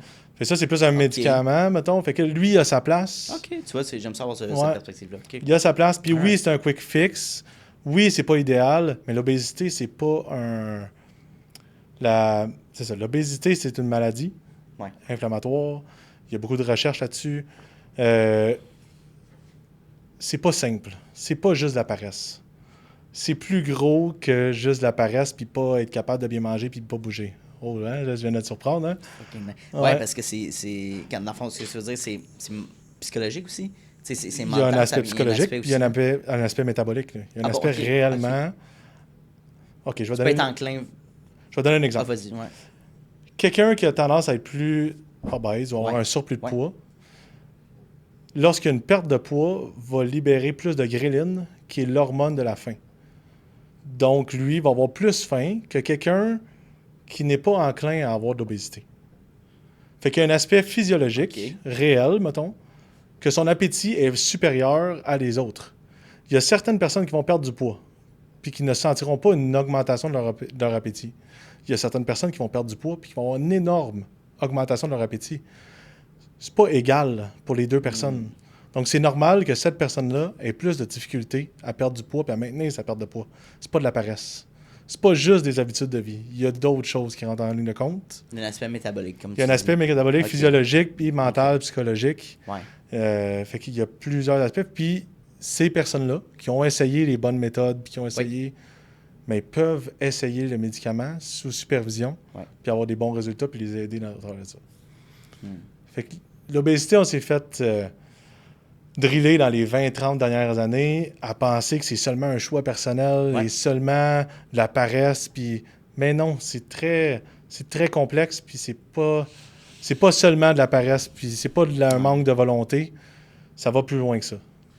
Ouais, je pense que c'est ça, le commun des mortels va voir quelqu'un qui est en surpoids puis va associer ça à il a fait des mauvaises décisions de vie. Ouais, non, pas tout le temps. Mais c'est lui qui mais c'est lui ou c'est elle qui décide qui se met dans sa bouche, tu sais, mais encore une fois la faim elle fluctue aussi la personne, puis là c'est un aspect que j'aime. Il y a beaucoup d'autres exemples, mais là ça sort un peu de mes ça c'est rendu de la médecine là. Il y a des spécialistes là-dedans là, mais c'est pas seulement j'ai une autre étude qui a montré que quelqu'un enclin à avoir de l'obésité va réduire sa vitesse de marche lorsqu'il est en perte de poids. Sans le vouloir, là. Sa vitesse de marche va réduire parce qu'il est en perte de poids, et son cerveau sait qu'il manque d'énergie, puis c'est un aspect de protection. Wow. Le corps humain est fait pour maintenir ce gras-là parce que c'est de l'énergie, c'est un instinct de survie, là, mettons. Fait que ça vient d'un passé de survie. Il ne veut pas nécessairement se débarrasser du gras facilement. Puis l'excès de gras, on le sait que c'est nocif, là. On sait que c'est pas bon pour la santé. Mais quand même, ton cerveau ne veut pas toujours te laisser... Il est programmé pour garder le plus d'énergie possible. Exact. En cas d'un coup qu'il n'a besoin. On n'a plus de nourriture. Exact. C'est un peu justement quand on était dans des cavernes, puis on chassait notre mammouth. C'était dans ce temps-là. Ça a été programmé dans ces moments-là. Fait qu'aujourd'hui, on vit autrement. Mais quand même, le corps humain garde ces racines-là. Exact. Right? Puis il y a des personnes qui vont perdre du poids puis qui vont réussir, puis il y a des personnes qui ne vont pas perdre de poids parce que pour eux, c'est plus complexe, puis ils ont plus d'adaptation négative à la perte de poids. Son corps ne veut pas perdre de poids. Parce qu'il y a tous les standards de société, les standards de beauté, c'est une chose, OK? Mais à quel point tu te dis, là, ça ne fonctionne pas, mon poids, c'est un problème? Attends, tu peux répéter ça? À quel point tu dis... À quel point tu dis, j'ai une problématique avec mon poids. Ouais. Il faut que je change mes habitudes de vie, il faut que j'en perde. OK. Je vais revirer un peu la question de bord. Nous autres, mettons, qu'est-ce qu'on fait au lab, là, souvent, là, la majorité du monde vient consulter pour la perte de poids. C'est comme un des problèmes majeurs, puis c'est un sujet qui est très fréquent dans les gyms. Ouais. Puis, nous, on va revirer la question complètement de bord. OK. Comment on peut t'amener en santé? Comment on peut t'amener à performer? Puis comment on peut t'amener à avoir du plaisir à t'entraîner sans nécessairement perdre du poids? En fait, tu veux perdre du poids, c'est facile. Mange du poulet et du brocoli à tous les jours. Tu vas en perdre du poids. Vas-tu le faire? Vas-tu le faire? Puis c'est-tu vraiment une recommandation? C'est plate. La vie est faite pour avoir du fun puis avoir du plaisir.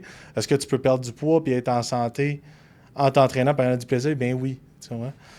Fait que nous, on va plus axer la discussion sur comment on peut rendre ton corps en santé malgré ton poids. On s'en fout de ton poids. Tu sais, fait que le poids, tu sais, moi, je suis 250 livres. Là, 2 semaines, j'ai couru un 10 km sans arrêt. Je fais la split. Ça, c'est drôle, là, mais je fais la split. Je suis 6 pieds, 250 livres, je fais la split, j'ai couru un 10 km sans arrêt, puis dans les gyms, tu sais, je suis capable d'avoir un certain... Sens que je m'en fous de mon poids. Tant que je suis performant, je suis capable de jouer avec mes enfants, je garde une flexibilité, je garde un bon cardio, je garde une bonne masse musculaire, je vais être en santé. Oui, exact. Je vais être en santé toute ma vie. C'est ça qui est important pour moi. Après ça, si je veux perdre du poids, je pourrais. Il faudrait que je mange plus de chips. Faudrait pas que je boive de verre de vin avec ma blonde. Faudrait pas que je boive de bière avec mes chums. Ça me tente pas de faire ça, moi. Ben, je pense si tu veux vivre ta vie aussi. Exact. Je pense à chaque fois qu'on tombe dans les excès, c'est ça peut-être, mais c'est de vivre la vie puis de ne pas se sentir restreint dans notre nutrition. Je pense que le gym, c'est quelque chose qu'on peut, ou l'entraînement, ou le sport, c'est quelque chose qu'on peut adopter plus facilement versus avoir une bonne alimentation qui est soutenable, mettons, sur le long terme. Je pense que c'est le challenge numéro 1. Oui, puis c'est la recherche de la perfection. Pourquoi quand tu commences à t'entraîner, tu es obligé d'être parfait? Comme tu peux-tu y aller étape par étape, genre? Tu sais, mettons, tu arrives au gym, là, tu prends un rendez-vous avec moi. Là. Si tu n'es jamais entraîné de ta vie, tu manges mal, tu n'as pas de bonne habitude, là, tu es au gym. Là. Ça, c'est la première étape est faite, là, mettons. Là. On va setuper ton gym. On va s'entraîner 2 fois, 3 fois semaine, 45 minutes. On va commencer par ça. Dans 3 mois, ça, c'est réglé. Tu sais, check. C'est quoi la prochaine étape? Okay. C'est quoi la prochaine étape? Puis là, la motivation va être bien plus facile que tu arrives dans mon bureau la première journée puis je te dis, OK, ben là, tu manges plus de chips, plus de vin, plus de bière, tu t'entraînes 5 fois semaine. Pourquoi? C'est quoi? C'est pas un bon mindset à avoir. On va déconstruire tranquillement, mettons, puis créer des habitudes une par une. Puis tu vas juste voir les résultats arriver puis les changements arriver sans te sentir comme oppressé par tous les standards. Tu sais, on dirait qu'à cause des standards de beauté et des standards de réseaux sociaux, il faut que tu cours 42 km, tout le monde court. Là, ça fait 2 ans ou un été que je vois tout le monde fait des marathons ou tout le monde fait du jogging, de la course. C'est super. Puis tant mieux pour eux, mais on dirait qu'encore une fois, beaucoup de trends, tu sais. Ouais. Mais j'ai une de mes clientes dernièrement là, qui vient de pogner un mur. Là. Il a fallu que comme je la rince, il a fallu que je la remette à sa place. Là. Parce que là, elle voit tout le monde courir puis elle veut commencer à courir. La course. Ouais. Ben oui. Mais là, c'est correct. Moi, je vais t'accompagner là-dedans. Tu n'as jamais couru de ta vie. On va commencer par la première étape, puis tu vas courir 5 minutes non-stop. Ouais. Elle voulait partir puis faire un 10 km, puis elle voulait être rapide, puis elle voulait pas être essoufflée, puis elle voulait... Hey, wow, c'est pas parce qu'eux le font que toi, tu vas réussir à une vitesse qu'eux, ton corps est peut-être pas fait pour courir à cette vitesse-là. Puis les réseaux sociaux, là, tu vois tout le temps ce qui est beau. Ben oui. Tu vois pas tous les échecs qu'ils ont eu avant, puis ça fait peut-être 5 ans, 10 ans qu'ils courent, puis cette personne-là, à l'inverse, là, elle est peut-être extrêmement pas forte dans le gym. Tu sais, des fois, tu vois quelqu'un un homme de 110 livres qui est bon à course, mais oui, c'est sûr, là, il n'a pas la même frame que moi, là, il va être meilleur que moi, mais c'est pas une raison pour pas courir, moi. Parce que si ton métabolisme ou comme, mettons, ta génétique est plus enclin vers une grosse carrure, mettons une grande masse, ben peut-être d'aller vers ça va être plus facile pour toi que d'être lean, puis mince, puis exact. C'est d'apprendre à aimer son corps, ça, c'est la base. Ouais, ça, là... C'est ça. Ça, c'est le message numéro 1. Les réseaux sociaux, ils ne montrent pas, là, mais aimer ton corps, tu vas tellement être plus heureux, tu vas avoir moins de stress, tu vas avoir du plaisir à faire ce que tu fais. Puis ton corps va se modifier tranquillement. Si tu le fais dans l'optique de te fouetter, puis de te faire mal, puis de le faire vite, puis ça ne marchera pas. L'affaire, qu'est-ce qui peut arriver, c'est que, puis je l'ai vécu personnellement, à un moment donné, j'ai dit, je vais essayer de faire un switch, 180, puis là, je m'entraînais, je me couchais à 9, je me levais à 5, puis 5 jours semaine, j'allais au gym, puis je voyais physiquement, tout l'extrême de ça était incroyable, juste niveau énergie, niveau physique et tout ça, c'était hot, mais niveau qualité de vie, j'en perdais vraiment beaucoup. Combien de temps ça a duré? Ça a duré un an. Oh, wow! Quand même fort. C'est quand même bon. Un an, puis ce qui est arrivé, c'est que j'en parle dans presque chacun de mes podcasts parce que je trouve que c'est un sujet à en parler plus. J'ai vécu l'anxiété, une crise de panique. Puis je peux pas dire que c'est lié parce que j'étais trop sa coche, mais peut-être parce que j'avais mis de côté tous les autres piliers de profiter de la vie. Genre, arrêter de juste manger du meal prep, puis comme, pour un objectif de poids, surtout sur balance. Il faut que je perde ça, mettons, puis je réduisais à chaque semaine, mais c'était tellement robotique, puis tellement j'avais plus de plaisir là-dedans. Exact. Ça devenait automatique. Puis ça va finir par finir. Et Si c'est t'as pas ça. de plaisir, ça va finir par finir, c'est sûr. Et c'est ça, tu sais, fait que je suis comme... Je comprends les bienfaits, je vais l'ajouter peut-être à ma sauce, puis... C'est ça, fait que je pense, c'est tout le temps, c'est difficile, on dirait, à verbaliser, mais il faut se trouver comme un plan qui fonctionne pour nous, tu sais. Ouais, puis l'affaire que je dis souvent à mes clients, là, c'est un peu un running gag, là. Mettons, elle arrive dans mon bureau, là, puis là, ça, c'est une femme de 35, 40 ans, puis là, elle dit « Ah, je vais revenir à mon corps de 20 ans. » OK, c'était quoi ton corps de 20 ans? Ah, j'avais 30 livres en moins, j'avais des abs, j'avais ci, j'avais ça.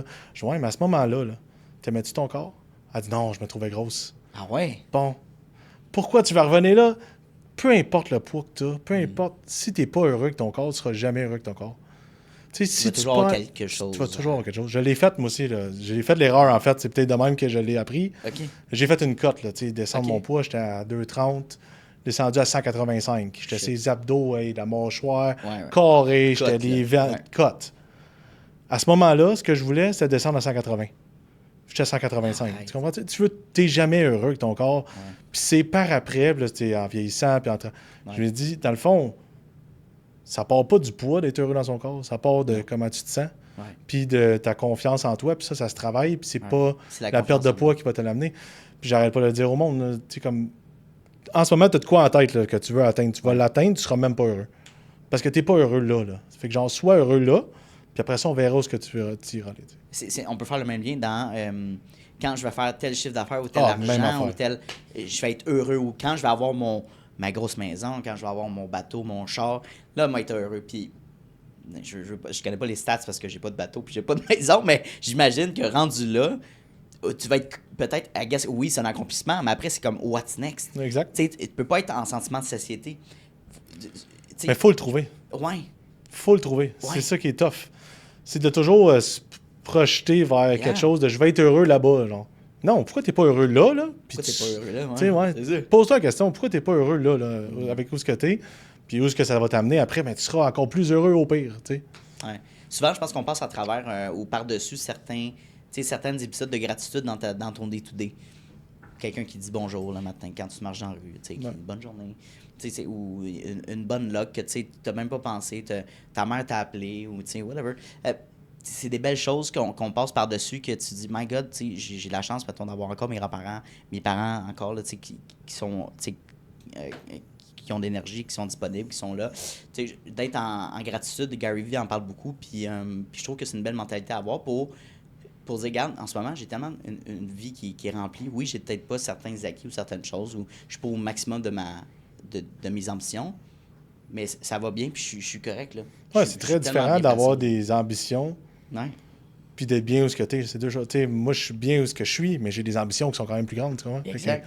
Puis c'est de bien différencier ça, là, Puis la majorité du monde qui rentre... J'imagine que t'es pas en manque de... C'est ça. Puis la majorité du monde qui rentre dans le gym, mais rentre avec un sentiment de genre, je vais être heureux rendu là. Non, si t'es pas heureux là, tu seras pas heureux rendu là. Mais mettons, tu dis ça dans certains mots, j'imagine, là, avec ce client ou cette cliente-là. C'est quoi? C'est un aspect mental aussi. Parce que la relation avec la nourriture, ça peut être très nocif de genre, OK, ben je m'en vais me chercher un fast-food pour me récompenser ou parce que j'ai une mauvaise journée aussi. Fait qu'il y a l'aspect psychologique de qu'est-ce que tu mets dans le corps. Mais si t'es rendu là, mettons, là, t'as besoin de ton fast-food, là, mais prends-les. Mais demain, ça sera une autre journée, puis on passe à d'autres choses. La pire affaire à faire dans ces situations-là, si tu vas manger un fast-food, puis tout le long que tu le manges, tu es en train de penser à combien de poids tu prends, puis... Combien de calories tu es en plus de manger des calories, tu n'es même pas heureux en train de manger tes calories. Genre, sois donc heureux, là, ce moment. Hey, je mange ça fait longtemps que je n'ai pas mangé ça, ça fait du bien. Pour que tu sois rassasié de ce moment-là, puis passer à d'autres choses après. Là. Dans le fond, fait que reprends-toi, mettons... Reprends-toi en main le lendemain, c'est ça, c'est pas grave. Là. Ouais, tu vas pas mourir. Là, fait que t'es déjà rendu là. Les gens sentent mal, on dirait. Je peux pas me priver. Apprécie le moment pour après ça, comme te remettre sur la bonne track. Oui, exact. C'est comme... Si tu passes ton temps à être dépressif du fait que tu manges, mais il est trop tard, là, il est devant toi. Là. Apprécie le moment, là, puis remets-toi sur la track après. Souvent, c'est même pas un problème d'habitude, c'est un problème d'estime de soi. À la base, mettons, la base, c'est confiance en soi, estime de soi. Ben, c'est vraiment ça. C'est fou. Puis après, c'est comment on travaille ça, même. Fait comment on travaille ça pour vrai. Des années. Difficile, là. C'est très difficile. C'est ultra difficile. Mais c'est des... en ayant les petites victoires, puis en allant chercher ta motivation à quelque part d'autre, surtout que la perte de poids. Là. C'est pour ça que nous autres, on essaie de changer de focus. Ouais. C'est pas parce que tu perds du poids que tu as nécessairement une réussite. On peut aller... Parce qu'une perte de poids, dans ma tête, là, c'est tellement négatif comme réussite, là, dans le sens que genre, c'est facile à atteindre, puis c'est juste de la restriction. OK, mais comment on peut aller chercher un bien-être, puis une dopamine, puis un sentiment de satisfaction avec autre chose que la perte de poids? Exemple, je vais squatter une plate. T'sais, fait que là, dans 3 mois, tu vas réussir ça. Bon, ça, c'est fait. Maintenant, on va courir un 3 km sans arrêt. La prochaine étape, c'est faire un entraînement de CrossFit. J'ai jamais essayé ça, je veux réussir ça. Je trouve que c'est des fous ceux qui font du CrossFit, mais je vais t'amener là. On va le réussir un jour, tu sais. Puis, brique par brique, tu viens à réussir chaque petit palier, puis tu vas avoir beaucoup plus de fun en t'entraînant, en pensant positif, puis en améliorant tes capacités, que juste de dire je vais perdre du poids, ça non, donne rien. mais c'est comme un extrême qui vient avec, parce que je trouve que quelqu'un, mettons, qui s'est jamais entraîné, qui vient te voir, qui dit OK, ben on va commencer à faire tel training, puis on va découvrir ça, peut-être tu vas. Puis souvent, ce qui arrive, c'est que tu vas commencer à aimer aussi ce que, tu sais, aller t'entraîner. Ben oui. Tu développes oh mon Dieu, j'aime cette machine-là. Mettons, je vois des changements physiques, mais j'aime faire cet entraînement-là, puis ça me donne de la motivation pour me lever, qui est le but, puis d'y aller. Puis ça devient naturel de dire, c'est comme aller se brosser les dents chaque soir. Tu le fais pas, tu le fais par habitude aussi. Tu le fais parce que tu as un bienfait. Mais oui, l'entraînement, ça devient une discipline, puis un naturel, ça fait partie à un moment donné de ta semaine, de ta routine, right? Exact. Puis c'est d'être flexible aussi, je veux dire, en tant qu'entrepreneur, oui, tu peux te mettre des barèmes. À un moment donné, si tu te couches, admettons, à 3 h du matin for whatever reason, bonne chance de te lever à 5 h pour aller au gym, tu sais. Fait qu'il faut être, je pense, il y a une flexibilité qu'il faut se permettre de le faire. Au pire, tu le feras la journée d'après, mais joue avec ton horaire. Trouver l'équilibre. C'est ça. Trouver un équilibre. Oui. C'est très dur, ça, trouver un équilibre. Absolument. Puis, tu sais, les premières années, je ne l'ai pas trouvé, là. Les premières années de non, business. parce que quoi, tu testes, puis tu... Non, mais la première année, mettons, de business, tu as toujours de quoi faire. Tu peux tout faire. Ben oui. Puis, je faisais 70-80 heures, j'aurais pu en faire 90, je n'aurais pas 90, tu sais, dans le sens... En plus, tu associes plus que je travaille, plus que je fais de l'argent. Oui. Puis c'est correct au début, là, mais il faut que tu trouves une façon de mieux gérer ton temps, puis d'engager, puis d'être plus, de trouver un équilibre. Puis aussi, les premières années, j'ai tombé malade, là. Ah ouais? Tout le temps. Parce que tu te je travaillais trop, là, mais oui. Puis ton corps, il répondait à ça demain. Shutdown. Ah, c'est fou, ça. Ouais, première année, deuxième année, là, je faisais tellement d'heures, puis mon cerveau était tellement pris que j'aimais ça travailler, là, tu sais, j'en faisais plein. C'était pas une tâche, là, je tripais, mais à un moment donné, mon corps était là. Et tout, il roulait sous du café tout le temps, tu sais. Non, c'est ça. Fait que, puis c'est quoi, quel genre de tu sais, tu tombais malade, c'était quoi, mettons, les effets que toutes les rhumes, je les ai toutes poignées. Toutes les rhumes, changement de saison, whatever. Toutes les rhumes, C'est crazy. Fait que, c'est ça, c'était rien de fou, là, mais... Ben, c'est comme, OK, je prends pas de break, mais ton corps dit, hey, moi, je vais te faire prendre un break. C'est ça. Puis en plus, c'est crazy. Je me disais, mettons, là, je calcule, j'ai pas fait le calcul, là, mais mettons, tu travailles 80 heures, 4 semaines, 5 semaines, mais tu prends après ça une semaine de 10 heures parce que t'es malade, ça vaut-tu la peine, tu sais, mettons, de... Calcule tes affaires, ouais. Calcule tes affaires, là. Puis, dans une semaine de 80 heures, là, t'as-tu réellement travaillé 80 heures ou t'as... Tu sais... Puis est-ce que, mettons, t'es prise à ça aussi, les prises de décision quand tu travailles trop aussi, là? Tu sais, après 70 heures, il y a un problème qui arrive, il y a quelque chose qui pète. On dirait que tu sacs, tu n'as pas les bonnes réactions émotionnelles parce que tu es trop brûlé, puis tu prends pas les bonnes décisions après. Rapide, oui, parce que là, tu es trop sur le gun, tu es trop fatigué. Fait que... Ben, c'est difficile parce que au début, je dirais même juste mettons, year one, t'as comme pas le choix. Ouais, t'as pas le choix. Faut passer par le pareil, là. Puis après, tu t'apprends à te connaître, puis tu mets tes limites. Exact. Puis, tu trouves ton équilibre qui fonctionne, puis être efficace dans ton, dans ton 8-10 heures de travail, là, c'est d'être efficace, mettons. C'est d'en faire beaucoup, mais pas en beaucoup de temps. Faire des heures, ça donne rien. Là. Puis je pense qu'on pourrait en parler, c'est un bon sujet, l'équilibre de vie. Justement, t'es papa, puis t'as 2 jeunes enfants. Comment t'as pu implémenter ça dans ta vie professionnelle? De garder du temps, mettons, personnel, familial, business. Comment tu sépares ça? C'est très difficile. Encore? Ouais, c'est encore tough, mais honnêtement, je pense que je réussis bien. Okay. Je pense que je me donne des temps. Ça, moi, c'est le même que je fonctionne. Là, je me donne un horaire. De telle heure à telle heure, c'est ça. De telle heure à telle heure, c'est ça. Puis, si je dis, mettons, moi j'ai un split shift. Là, je fais que je travaille, l'exemple, de 6h30 le matin à 11, mettons. Après ça, j'ai mon heure de dîner. Après ça, je reviens. Puis, je fais 1 à 4, mettons. Je finis à 4 heures. C'est fini. peu importe ce qui se passe, mettons. Je vais checker mon téléphone une fois de temps en temps, là, mais tu sais, comme c'est fini de 4h à 9h, je couche à 9h. C'est mon off-time, je profite du temps avec ma famille, puis je suis 100% là avec eux. Oui, parce qu'il y en a qui vont, tu sais, ils vont être 50, genre, ils vont avoir le cellulaire au cas où, mais, mais toi, tu dis, moi, je suis 100% là. Ben non, parce que je recharge ma batterie en ce moment. Tu sais, j'ai joué avec mes enfants, puis je le fais quasiment pour la business, de recharger ma batterie le soir, tu sais. Je regarde pas mon cell, je regarde pas ce qui se passe avec le business, je la laisse aller. Puis le lendemain matin, ben, j'ai quasiment hâte d'y aller parce que je veux savoir ce qui s'est passé hier. Tu sais. Exact. Hey, hier, ça a-tu bien été? As-tu eu des problèmes? Puis là, je suis prêt à les régler. Tandis que passer mon temps sur mon cell, être là à moitié, finalement, tu as l'impression de travailler. Tu sais, ton 12 heures, mettons, en place de juste comme fermer ton téléphone puis profiter de ton moment puis recharger ta batterie pour que demain, tu sois plus efficace puis pas créer de la fatigue éternelle pour rien. Tu sais, je pense qu'en tant que business entrepreneur, mais puis surtout quand tu es solopreneur au début, prendre des vacances, on dirait que tu es tout le temps dans le beat, mettons, de chaque semaine, puis prévoir tes prochaines semaines, que c'est facile de ne pas prendre juste de week-end ou de semaines de vacances. Parce que tu dis, non, j'ai tout le temps quelque chose qui roule parce que je me mets des occupations où je remplis mon horaire tout le temps. Fait que jusqu'à temps que tu réalises que ça fait 2 ans, mettons, j'ai pas pris de. Ouais, ça, j'ai encore de la misère avec ça. Ouais, les vacances, j'ai encore de la misère avec ça. Là. Ouais, parti. Mais là, j'ai eu mes paternités. Là. Ah, ok, cool. Et là, ça m'a aidé un peu. Là. J'ai pris une couple de semaines de paternité, mais c'est pas des vacances pareilles. Là. Mais mettons, tu dis, hey, je pars en Europe ou je pars dans le sud, whatever, tu sais. T'es-tu capable, puis t'es-tu capable de te déconnecter full? Ça, oui. OK. Une fois que c'est. Une fois que t'es là-bas. Ouais, c'est ça, une fois qu'on est parti. Ah ouais, moi, tu me dis une fin de semaine en chalet, mettons. Ouais. Là, hey, je décroche, là. Ah, mais de ouais. décrocher, là. Genre, dans le sens que je pense à même pas une miette. Ah, c'est fort, ouais, j'ai été capable avec le temps de faire ça, mettons. Ça. Puis une chance, ça me sauve, là. Penses-tu que ça me c'est sauve la simple? vie. Ben, c'est ça, tu viens de ça me dire. sauve la vie. OK. Ouais, ça me sauve la vie. Puis des fois, je le sais, là, quand que je décroche, tu sais, quand que je pars pas, je fais pas une activité, mais là, je la ressens, là, mon énergie n'est pas la même. Puis, ouais. Fait que je suis capable de comme switcher puis dire je mets mon cerveau à off. Puis en fait, c'est primordial. Il faut que tout le monde soit capable de faire ça. Là, puis c'est tough à faire, je pense. Mais j'ai été capable de trouver la façon de le faire. Là. Il y a un aspect aussi qu'on voulait parler dans notre rencontre préparatoire, qui est tous les coûts financiers aussi de lancer un gym, mais c'est un poids supplémentaire aussi mental, tu sais, de dire, quand t'es en affaires, à chaque mois, tu ne sais, à moins que tu aies des retainers, tu sais, puis des clients, tu sais pas qu'est-ce qui peut se passer, là.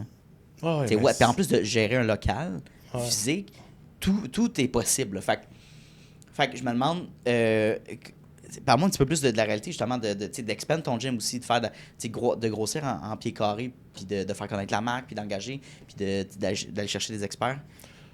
Ben, c'est qu'on l'a fait de la mauvaise façon, nous autres. Ah ouais, OK. Ouais. Comment ça? Ben, en fait, ça dépend de la façon de penser. Là. Mais nous autres, on l'a fait, au départ, mettons, on a acheté des gyms qui fermaient. Fait qu'on achetait comme des lots de machines puis de stock, genre. Fait que c'était pas cher. Puis on s'est fait un gym boboche, tu sais, comme avec... On réparait les machines, on les mettait plus belles, mettons, là, puis genre... Puis on a commencé de là, puis on avait presque rien, là. Dans le fond, le gym a commencé avec le sous-sol à Just, mon partner. Arrête! Ouais. C'est quasiment tout son stock qu'il amenait, puis le gym l'a payé, là, mettons, puis c'était ça, puis on a acheté après ça des gros lots, puis on faisait la revente de notre équipement, puis on a essayé de comme peaufiner notre affaire. C'était quoi, parce qu'on voulait pas s'endetter. OK, ben on va te voir là-dedans, mais je suis curieux au niveau de les premières machines que vous aviez, justement, c'était quoi un peu le... Mais au début, c'est les bases, là, les poids libres, juste les tapis au sol, là, mettons. Juste ça, c'est épouvantablement cher. Là. Ah ouais? Les gros carrés de mousse, là? Mais t'as 2000 pieds carrés. Mettons, mon premier gym, c'est 2000 pieds carrés. Là, on est rendu à 8000. Mais 2000 pieds carrés, mettons, le premier gym, en tapis, c'est 7-8 000 $, mettons, là, dès le début. Là. Mais juste de ça, là, t'as pas de tapis roulant encore, t'as pas de dumbbell, t'as pas... Après ça, c'est quasiment une pièce et demie la livre. OK. T'as des 5, des 10, à plusieurs répétitions. Après ça, des barbells. Après ça, des élastiques. C'est le même qu'on a commencé, des ballons, puis des même, mettons. Fait qu'il était plus style athlétique, mettons. Là, style moins machine. Parce qu'on n'avait pas l'argent pour faire des machines. Puis on n'avait pas l'espace au début non plus. Ouais. Mais après ça, on a défoncé le mur, on a agrandi. Puis la deuxième section... c'est ça. La deuxième section, là, c'est que des machines. Fait que là, on a acheté toutes les machines. On a acheté des machines usagées, des vieux gyms. Puis là, on fait la rotation de tout. Quand tu as dit de défoncer le mur, dans le sens... il y avait des locales qui étaient connectés. Puis là, tu as comme loué l'autre local qui était adjacent. Tu sais, l'entrepreneuriat, c'est un peu un mix de chance et d'adon. Là. Mais genre, on a pris le premier local, puis il y avait un local à côté qui était pas loué. Puis on la regardait parce qu'on se dit, si on le loue pas, on va la regretter parce qu'il y a une business qui rentre là, on est fait. Là. For sure. Puis on la regardait tout le temps, puis on avait peur de se le faire voler. Puis au moment où il y a eu une offre dessus, on a passé en avant, puis on a dit on le prend. On l'a, dès qu'il y a eu des visites, on a vu les visites, on était trop stressés, on l'a pogné. Fait que c'était un local, mettons, commercial qui est divisé. C'est une bâtisse de peut-être 16 000 pieds carrés. Non, c'est pas vrai, on est plus qu'à moitié. Fait que peut-être 10, 12 000, mettons, total. Puis nous, on a 8 du 12. Oh, wow, OK, c'est fort. Ouais, c'est ça. Fait que c'est plus que la moitié. Puis il y a un autre local que la business partait, fait que là, il l'a offert, fait que là, on a agrandi une deuxième fois après. Très, très. OK, fait que là, vous avez quasiment tout le. Ouais, c'est ça, on a passé de 2 à 5 à 8, là, mettons. C'est fou. Hein? Ouais. J'adore ça. Puis ça doit être excitant aussi de dire, OK, là, on expande juste dans notre bar. On défonce le mur, mais aussi réaménager. Fait que comment tu dessines justement ton plan, puis tu te bases sur quoi? Tu le fais toi est-ce que tu regardes un peu? Tu fais d'avec concurrentiel? On a tout fait de nous-mêmes. On a regardé les concurrents, mais pas tant que ça, parce qu'on avait vraiment notre vision, là, notre façon de faire. Là. Nous, ce qu'on voulait faire, c'était un gym hybride. Sure. Fait que autant, mettons, musculation en machine traditionnelle, mettons, là, les machines de gym que tu vois dans les gros centres, que l'autre moitié qui est plus comme athlétique, développement de la performance, mettons. Fait qu'on a comme vraiment un gym moitié avec de la place, puis des ballons, puis des affaires, puis l'autre gym avec des machines de musculation. Fait ça, c'était ça notre optique. Un gym hybride. Fait que c'était ça qu'on en parle. C'est là-dessus qu'on s'est basé pour faire nos plans, puis mais on a tout fait nous-mêmes. Là. J'adore. Puis surtout, avant que je te coupe, tu disais, vous êtes autofinancé. Ouais. Fait que, tu sais, d'aller chercher de l'équipement, justement, ailleurs, mettons, des gyms qui fermaient. Ça, c'est peut-être l'erreur qu'on a faite, en fait. C'est de ne pas aller chercher, mettons, un prêt. Un gros prêt, ben oui. Ouais. Pourquoi le prêt, est-ce qu'il vous faisait peur aussi? Ou? Ben oui, on connaissait pas ça. J'en avais pas de... Mais c'est correct aussi, parce que c'est... Ben, c'est deux chemins qui sont corrects. Là, c'est ça, c'est deux chemins différents. C'est juste qu'avec le recul, ça nous a pris 5 ans à bâtir le gym qu'on voulait. Ouais. Tu sais, si c'était à refaire, mettons, j'ouvrais un deuxième gym. Là, tu ferais on le fait d'une shot, là. Tu sais, comme ça va être fait, là, mettons. Ben oui. Mais on n'avait pas les fonds, on n'avait pas d'argent, tu sais, puis... fait qu'on l'a fait petit bout par petit bout, puis agrandir, puis améliorer nos machines, puis une machine qui pète, puis on la vend, puis on en achète un autre, puis bout par bout, on est rendu avec un beau gym. Puis encore une fois, on est encore en train d'investir pour rajouter plein d'affaires dans le gym, puis améliorer l'expérience client chaque année. Puis je veux dire, on en a parlé aussi avant, c'est... Tu as l'ambition d'aller expand et d'avoir d'autres locations, éventuellement. Ouais. Le premier gym, c'est comme un test aussi pour être autofinancé, mettons, puis vivre certaines expériences, puis apprendre le côté manuel aussi à certains points. Fait que, après, pour le deuxième location, probablement que tu vas même pas hésiter à aller chercher justement de l'aide financière pour scaler ça, parce que tu as déjà ton plan en tête, puis tu sais comment les. Mais on le sait que ça marche maintenant. On l'a testé. Ton produit, ton service est testé. Exact. Puis on a établi des prix, puis on a fait des erreurs. C'est beaucoup d'essais et erreurs, puis au niveau des prix, au niveau de la prise de rendez-vous, puis de comment l'administration fonctionne. Puis là, maintenant que c'est fait, on le sait que ça fonctionne, notre test drive est fait, fait que là, on serait prêt à y aller plus d'une shot si jamais on a recommencé, là, mettons. Je suis curieux, à quel point la localisation d'un gym est important. Super important. OK. Ouais. Super important, parce que le monde magasine les gyms de deux façons. Le moins cher, le plus beau, mettons, puis le plus proche. Puis j'y comprends. C'est pas une mauvaise façon de penser, là, je pense. Là, je parle de la localisation. Oui, non, c'est ça. La localisation, c'est que tu veux que ça soit le plus accommodant pour toi. Là. Tu veux y aller souvent. Si ça te prend 45 minutes à aller à ton gym, c'est démotivant. Faut vraiment que tu tripes sa brand. C'est démotivant. C'est ça. Ouais. Il y en a qui viennent de loin pour venir de chez nous, là, puis je leur lève le chapeau, je suis là, wow, merci. Merci de nous encourager, c'est ça. Parce que il faut que ça soit proche, puis fait que la localisation, c'est super important. On est bien localisé. En plus, on a des fenêtres bord en bord, là, mettons du 8000 pieds carrés. Là, tout un mur complet qui est toute notre longueur. C'est toutes des fenêtres. Fait que on est vraiment bien placé. Puis on aime notre local. Ouais. Puis on regarde la compétition. On a parlé encore une fois dans notre rencontre. Des gyms commerciaux. Les grandes marques. On parle de Econo, Énergie Cardio, Nautilus. Fait que des grosses marques commerciales qui sont reconnues, qui ont plus de location. Mais encore une fois, au niveau de la gamme de prix, vous situez où? Puis c'est quoi la plus-value, mettons, d'aller au lab versus, mettons, World Gym? D'autres, on compare, là, mettons. Le prix ou qualité? Avantage, prix, les deux. Mettons, en fait, nos prix sont très compétitifs. OK, cool. Ouais, on voulait vraiment aller chercher comme un prix qu'on trouvait qui valait la peine, là, mettons. Là, nos prix, mettons, pour le gym libre, c'est 60 $ par mois. OK. Puis dans le 60 $ par mois, tu as accès à des kinésiologues qui sont toujours sur place pour t'aider dans ton entraînement. Fait que si tu as mal quelque part pendant ton training, si tu as des questions sur une machine, on est là et on t'aide. Là. C'est gratuit. Tu payes pas à shot. Là. C'est non, vraiment... Ben, il y en a qui vont payer pour des services plus spécialisés, mettons. Ouais. Mais on est toujours là pour aider les clients. C'est le fun. À 60$ par mois, je trouve que c'est un excellent prix. Oh, ouais, vraiment. Puis, c'est quoi l'autre question? Aussi, comment on se différencie? Oui, c'est ça. Je pense que c'est vraiment notre côté hybride, là, mettons, là, comme j'ai dit tantôt, un peu là, le fait d'avoir autant l'aspect traditionnel de la musculation puis l'aspect comme athlétique de l'entraînement. L'ambiance aussi. L'ambiance, je sais que tout le monde, les gyms, ils disent tous qu'ils vantent leur ambiance, mais honnêtement, j'ai vraiment un bon staff. Mon staff, il est écœurant, puis il care pour le monde. Ils ont vraiment une base de... Oui, ils vont faire de l'argent si ils t'entraînent, mais c'est pas ça qui les motive. C'est vraiment de t'aider. Puis cette ambiance-là, ça se ressent de dire, OK, ils sont là pour aider pour vrai. Là. C'est pas juste pour lock-in des abonnements puis avoir le paiement. Tu sais, des gros centres, malheureusement, là, c'est ça que ça fait. Là. Tu connais. T'es moins proche de ta clientèle quand tu es dans un gros centre commercial, là, style... Puis, oui, puis les gens, je pense la majorité, monsieur, madame, tout le monde, regarde, c'est pas juste la location, c'est combien ça coûte. Oh, ouais. Puis c'est qui le moins cher. Ce qui arrive avec le moins cher, puis souvent on pense à écono, tu sais, fait que oui, ça va coûter comme 25$ par mois, sure, mais genre à 5 heures, va pas t'entraîner. C'est crowded comme le fou. Pour vrai, les douches, man, je veux pas rabaisser au écono, là, je me suis entraîné là beaucoup d'années. Mais pour vrai, il y a les machines qui brisent une fois sur 3. Les gens font moins attention. Quand tu vas dans les gyms, que juste le fait que ton abonnement soit un petit peu plus dispendieux, la clientèle va refléter ça aussi. T'sais, ils font plus attention, puis les gens sont plus là en mode... communauté aussi, genre. Comme tu fais partie du clan, genre, ils t'aident. Ils voient que tu fais une machine, t'es pas sûr, t'as pas l'air trop sûr. Il y a un monsieur ou une madame qui va venir t'aider, ils vont hey, comme... T'as-tu besoin d'aide? Comme, je peux-tu... Je l'ai vécu, là, avant que j'avais commencé au Nautilus, puis là, j'avais switché vers l'Econo, puis j'ai switché... J'ai vu la différence juste avec ces deux marques-là. Je comprends la valeur aussi d'un gym un petit peu plus indépendant, là. Oui, puis c'est cool. La communauté est écœurante. C'est ça. Les clients, ils se connaissent, ils se parlent. Les gens sont impliqués. L'ambiance, c'est ça. Ouais. Ils veulent aider tout le monde. Ça finit que tu te sens à l'aise. C'est cool.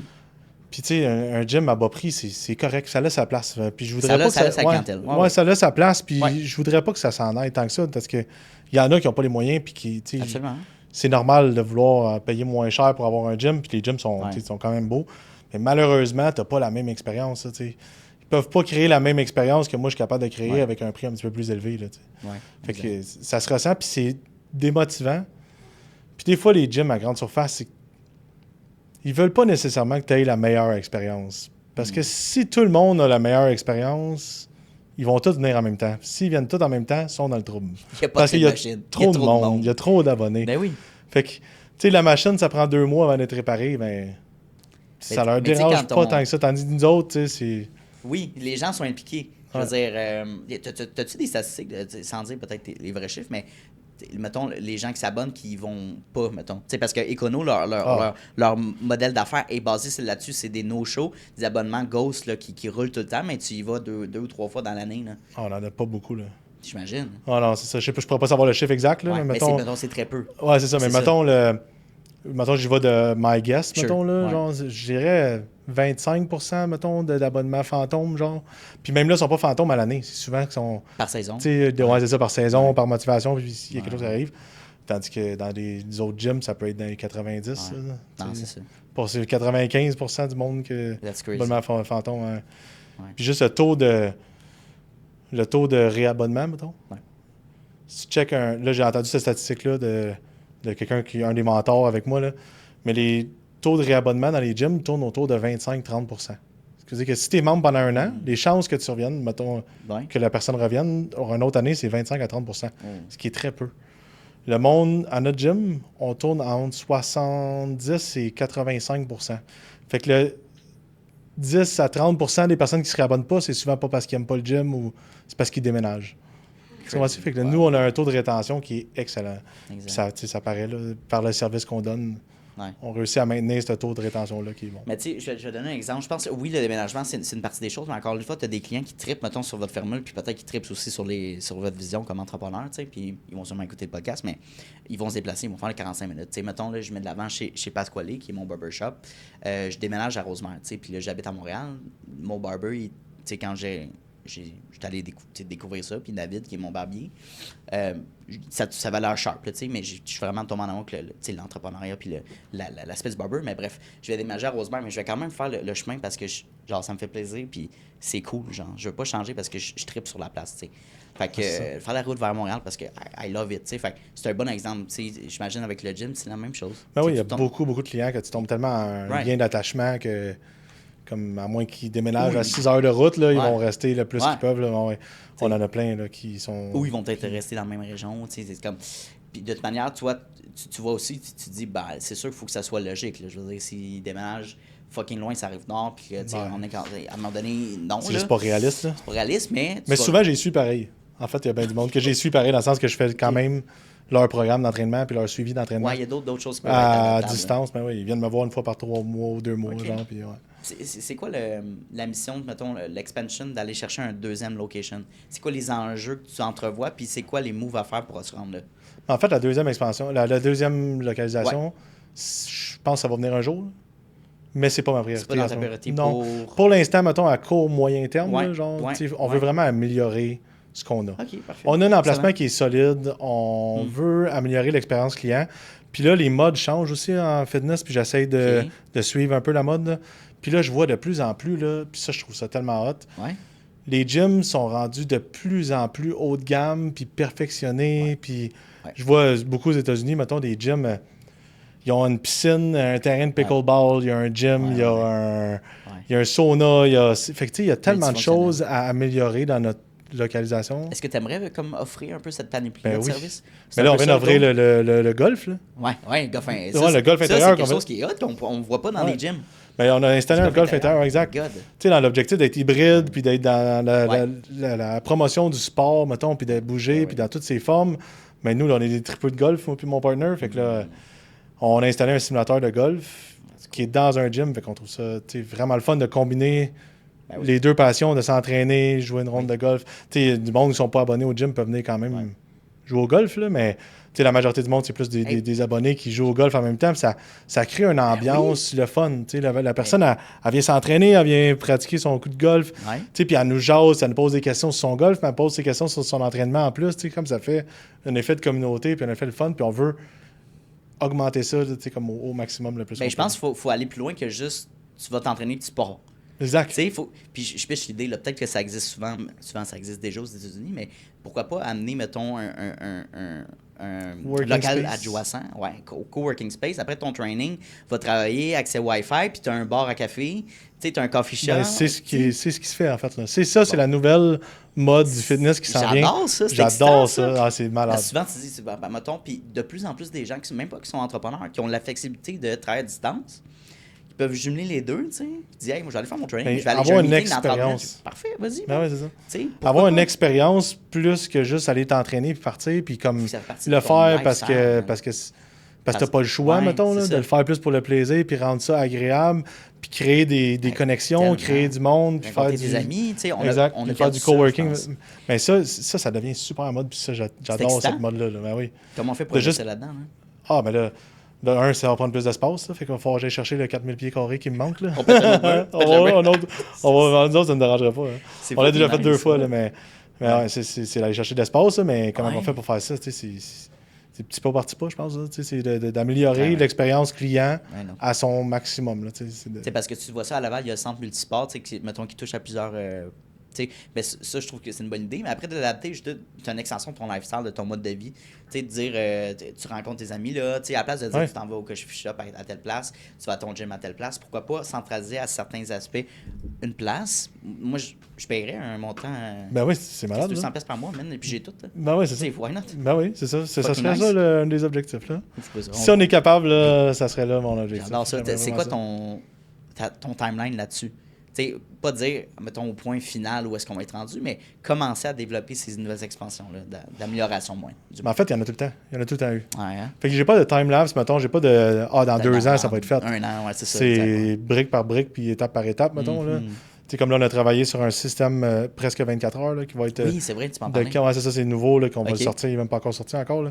Mais de 4 le matin à 11 le soir, on veut augmenter nos heures d'ouverture. Sure. Fait que c'est tout d'améliorer l'expérience client en offrant plus de liberté. Ouais. Fait ça, c'est notre projet du moment. Ouais. Mais quand ça va être fini, moi, j'ai besoin d'un autre projet. Là. Ouais. Et je vais avoir un autre projet, puis un autre projet. Puis, fait que, tu sais, brique par brique, on va arriver avec un sound comme qu'on veut dans nos rêves les plus fous, là, mettons.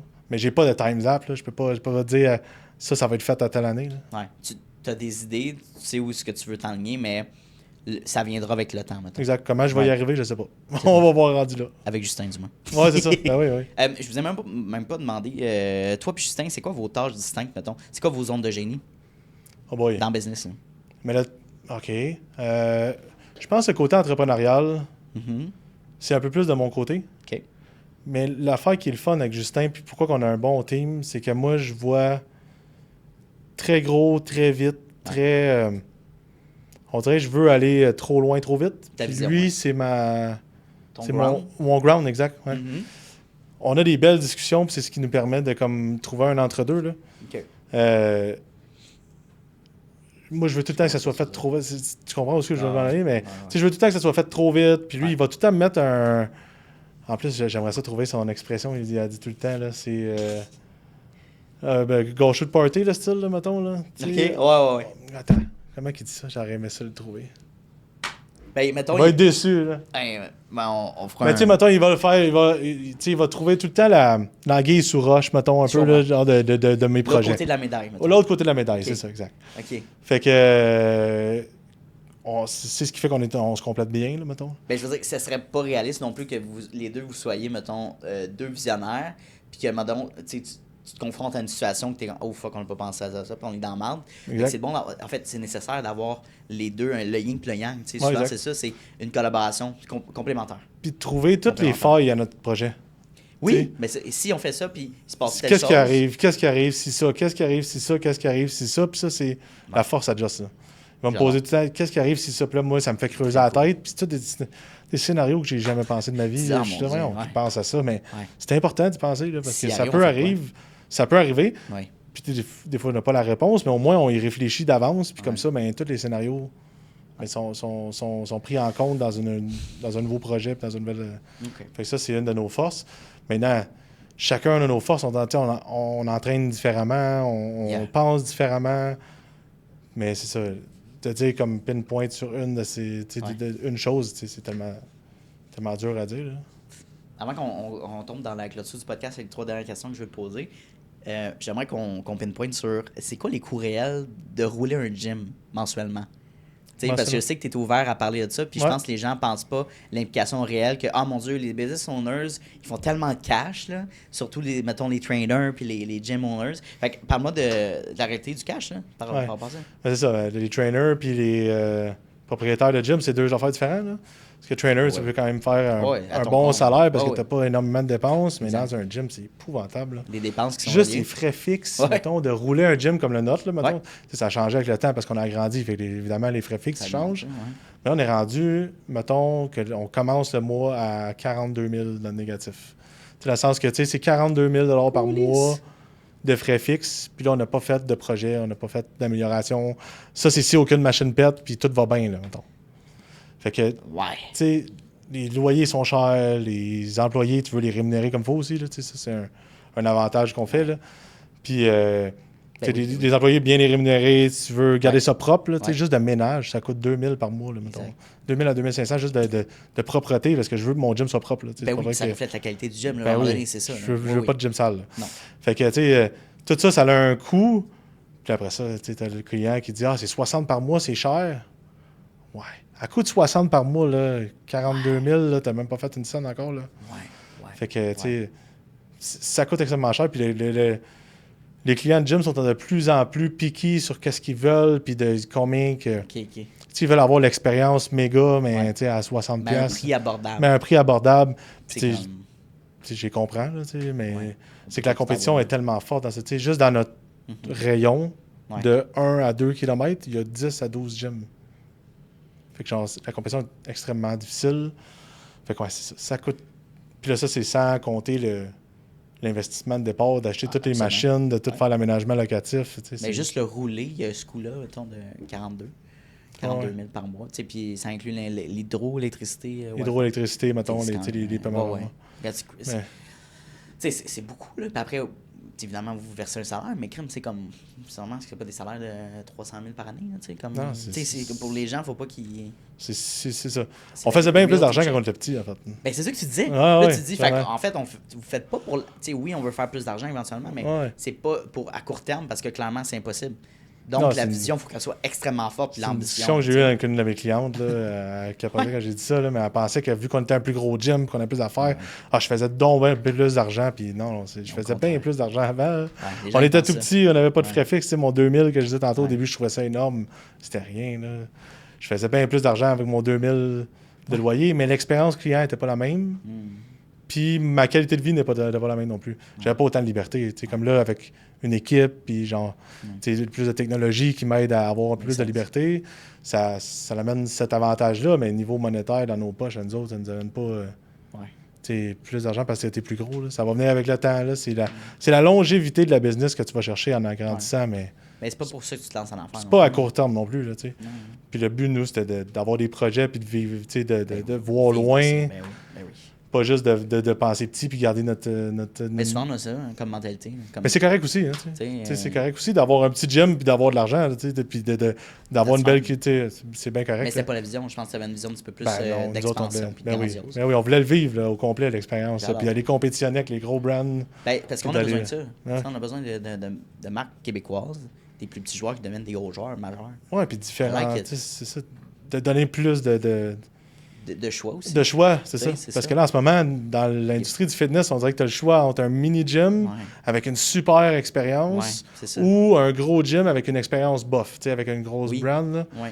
Mais il y a comme pas d'entre-deux où ce que genre, tu sais, nous, on va essayer de se rendre dans un gros gym où ce que tu as une expérience le fun, mais que tu Ben, as une belle communauté Ouais. que tu n'as pas dans les gros brands, mettons. Ouais. C'est dur à créer, ça va prendre du temps. Puis, mais c'est ça. On est comme, soit tu as un petit gym avec une belle communauté ou tu as un gros gym, pas de communauté, puis pas vraiment Ben, pourquoi on d'interaction. pourrait pas avoir les deux. Ben, c'est ce qu'on T'sais, essaie de faire. Mais Après, complexe. c'est de bâtir ça.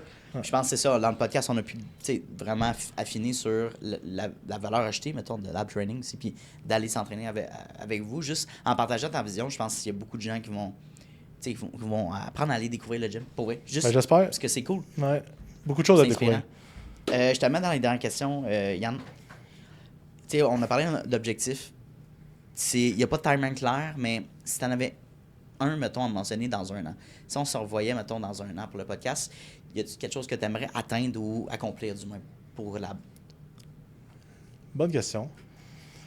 Dans un an, ce que j'aimerais accomplir, mais ça, c'est parce que là, moi, je marche en mini-projet. Hein, tu sais, que j'aimerais terminer tout ce que j'ai à faire là, puis me créer d'autres projets. Mais, tu sais, l'objectif clair, là, c'est de créer vraiment le gym, comme qu'on a parlé, là, le gym de nos rêves, là, mettons. I like it. Ouais. Fait que essayer de créer le gym de nos rêves, tu sais, où ce que, Ouais. tu sais, à la limite, t'as un café, t'as une place de T'as un coworking, t'as lifestyle. un golf, t'as un Exact. training, puis t'as Ouais. l'émergence de tout ça qui se fait bien, puis que tu crées un événement, tu sais, une ambiance le fun, puis Ouais. Un événement de rencontre. Tu sais, Ouais. pourquoi on devrait juste aller dans un café ou aller au restaurant pour rentrer nos amis, tu sais? Pourquoi on n'irait pas s'entraîner ensemble, mettons? Ouais. Puis après, on va work, puis dans la même Ouais. place. Ça serait Je veux dire, un rêve. moi, je partage Puis ça, par éventuellement d'ouvrir une autre localisation, mais ça, on dirait que je suis Mais partagé entre, exemple. OK. tu sais, mettre mon énergie sur une place puis le rendre Ça coche, genre? ça coche, ou de faire des mini Moi, je pense, si des j'étais dans tes extensions. souliers, Ouais, vas-y donc, ouais, j'aimerais ça.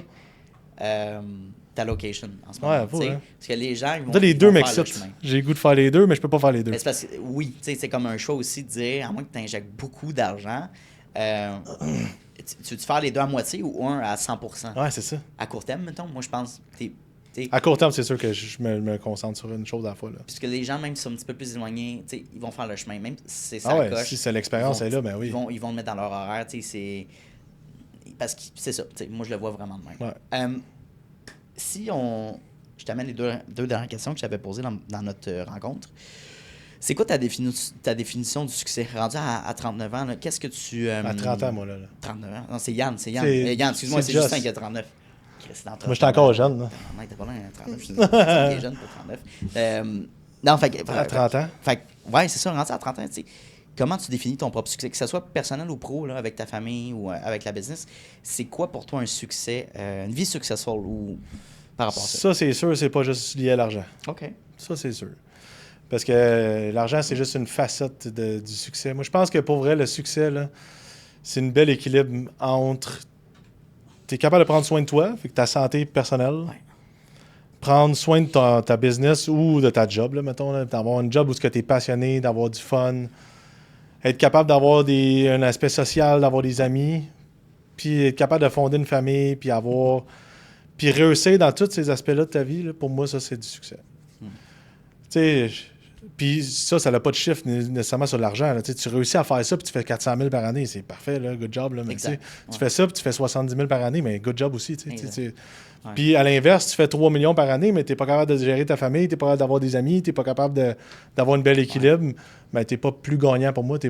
Ben, ça, c'est ma définition de succès, c'est de trouver l'équilibre, puis de faire marcher toutes ces sphères-là de ta vie en belle communauté, puis d'être capable d'avoir un bel équilibre dans tout ça. Là. Puis ça se transmet aussi dans comment tu veux bâtir ta business. Tu vas avoir un impact. Clairement, tu veux avoir un impact sur le mode de vie de ton client, mettons. Hey, je pense que tu me dis ça, tu me fais penser. Mais c'est vrai. J'ai pas parlé de ça. Ben oui, c'est vrai, parce que on est un des seuls gyms qui accepte les enfants à venir s'entraîner. Ah, tu vois? OK. Ouais. OK, wow. Puis même, on cool. ne charge pas là, en bas de l'âge de 13 ans. Les enfants sont le bienvenus au gym, puis on adore cette vision-là, mettons. Wow. Les enfants viennent au gym, ils regardent leurs parents s'entraîner, ils sont curieux, fait qu'ils s'entraînent eux autres aussi, ils prennent des petits poids, puis ils commencent à faire ça. Puis c'est les premiers pas vers comme créer de la promotion de la santé chez ces enfants-là. Fait que nous, on adore le fait de pouvoir comme accepter les enfants de tous les âges. Moi, ma blonde, elle a 2 enfants. J'ai 2 enfants là, en bas de 2 ans, fait que elle amène mes enfants, puis je veux l'accepter pour tout le monde parce que ça, c'est un game changer pour beaucoup de mamans et de papas qui veulent s'entraîner, mais qui sont pognés à leurs enfants, puis les gyms n'acceptent pas ça. Puis, oui, il y a un aspect sécurité, mais l'aspect positif, mettons, de ça, va bien plus au-delà de l'aspect sécurité. Puis c'est sécuritaire, là, je veux dire, tout le monde fait attention, puis tout le monde accepte ça, puis il n'y a pas de danger. Là. Non. Puis de commencer cette bonne habitude-là à un jeune âge, tu as tellement plus de chances de répéter ça naturellement dans ton mode de vie. Exactement. Puis après, l'impact même de ces enfants-là envers leurs enfants, tu sais, tu crées comme un cycle de bonne habitude pour ces personnes-là. Puis en fait, tu sais, à large, tu investis dans la société, puis justement dans le système de santé, parce que tu as moins de personnes qui sont... oui, vraiment. Là. Ça, c'est une grosse impact quand même. Là. Tu penses, on veut faire ça. Non, mais Chris, ça va loin. Là. Ah oui. C'est ça. J'ai fait une demande de subvention, ça n'a pas fonctionné à cause d'une affaire technique, là, mais c'était justement ça mon aspect numéro 1, puis c'est de quoi que je mets de l'avant. C'est vraiment de la promotion de la santé par là. Là. Ouais. C'est les gyms, la première place que quand tu es adulte, mettons, tu peux t'entraîner, faire du sport, puis comme te tenir en santé, puis c'est la chose qui va peut-être sauver notre système de santé si un jour on aurait comme de l'investissement au travers de ça, puis que tu crées pas juste l'entraînement pour avoir des gros muscles, puis look good, puis de perdre du poids, là, mais il y a d'autres choses à ça, là, c'est ta santé qui va au travers de ça.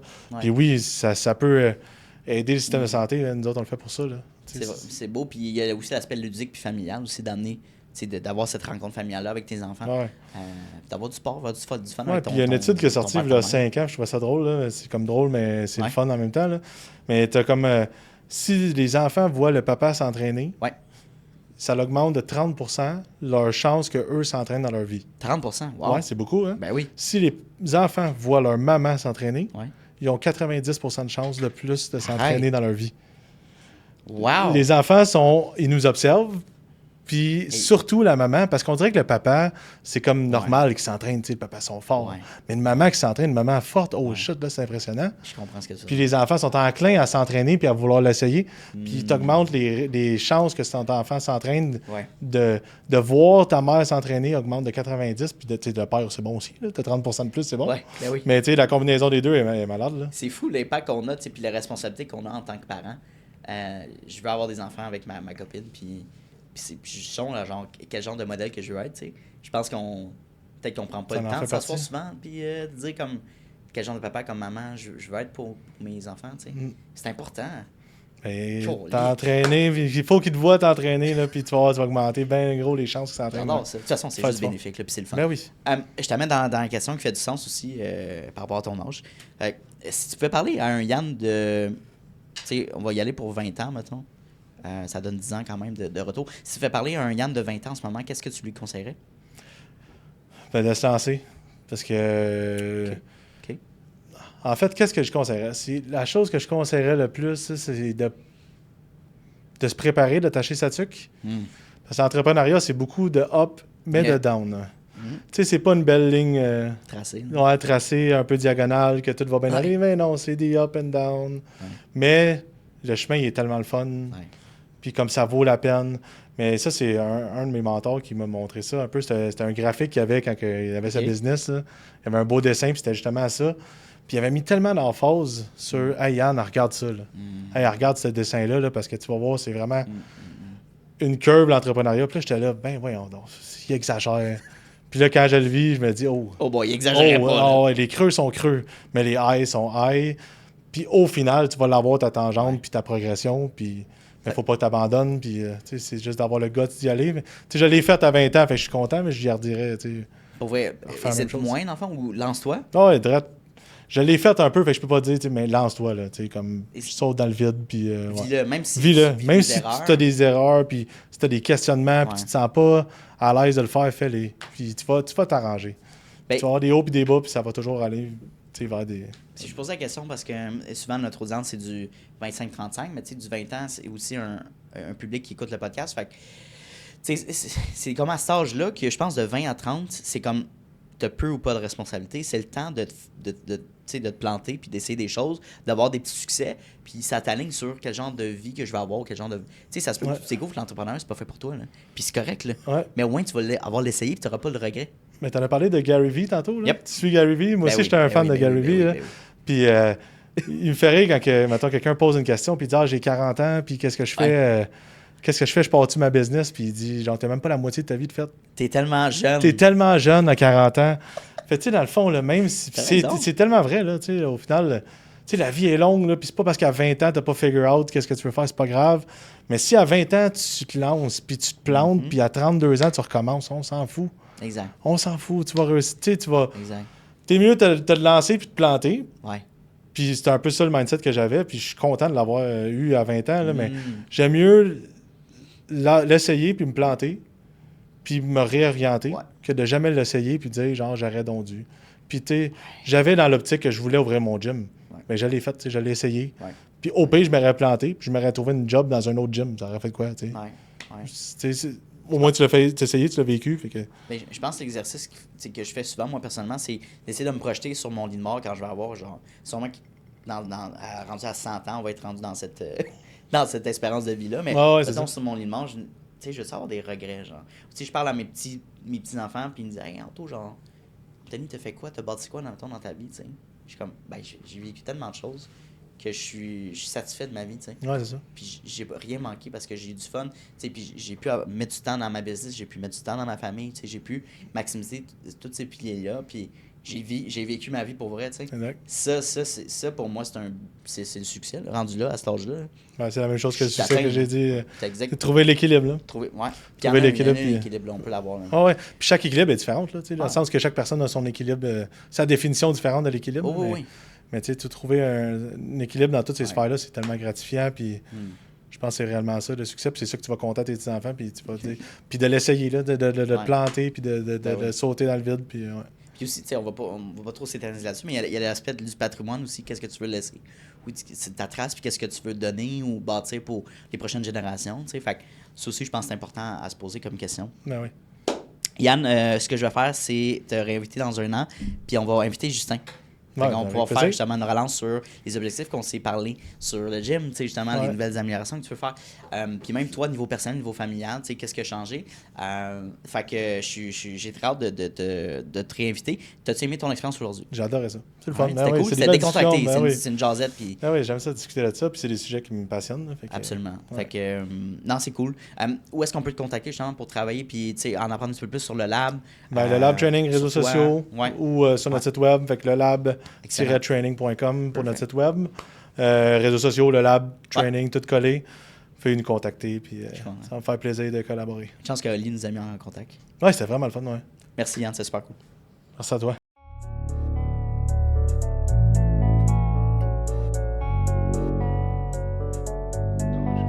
You don't always get to choose in this life, win and lose in this life, but I'ma prove in this life we can move.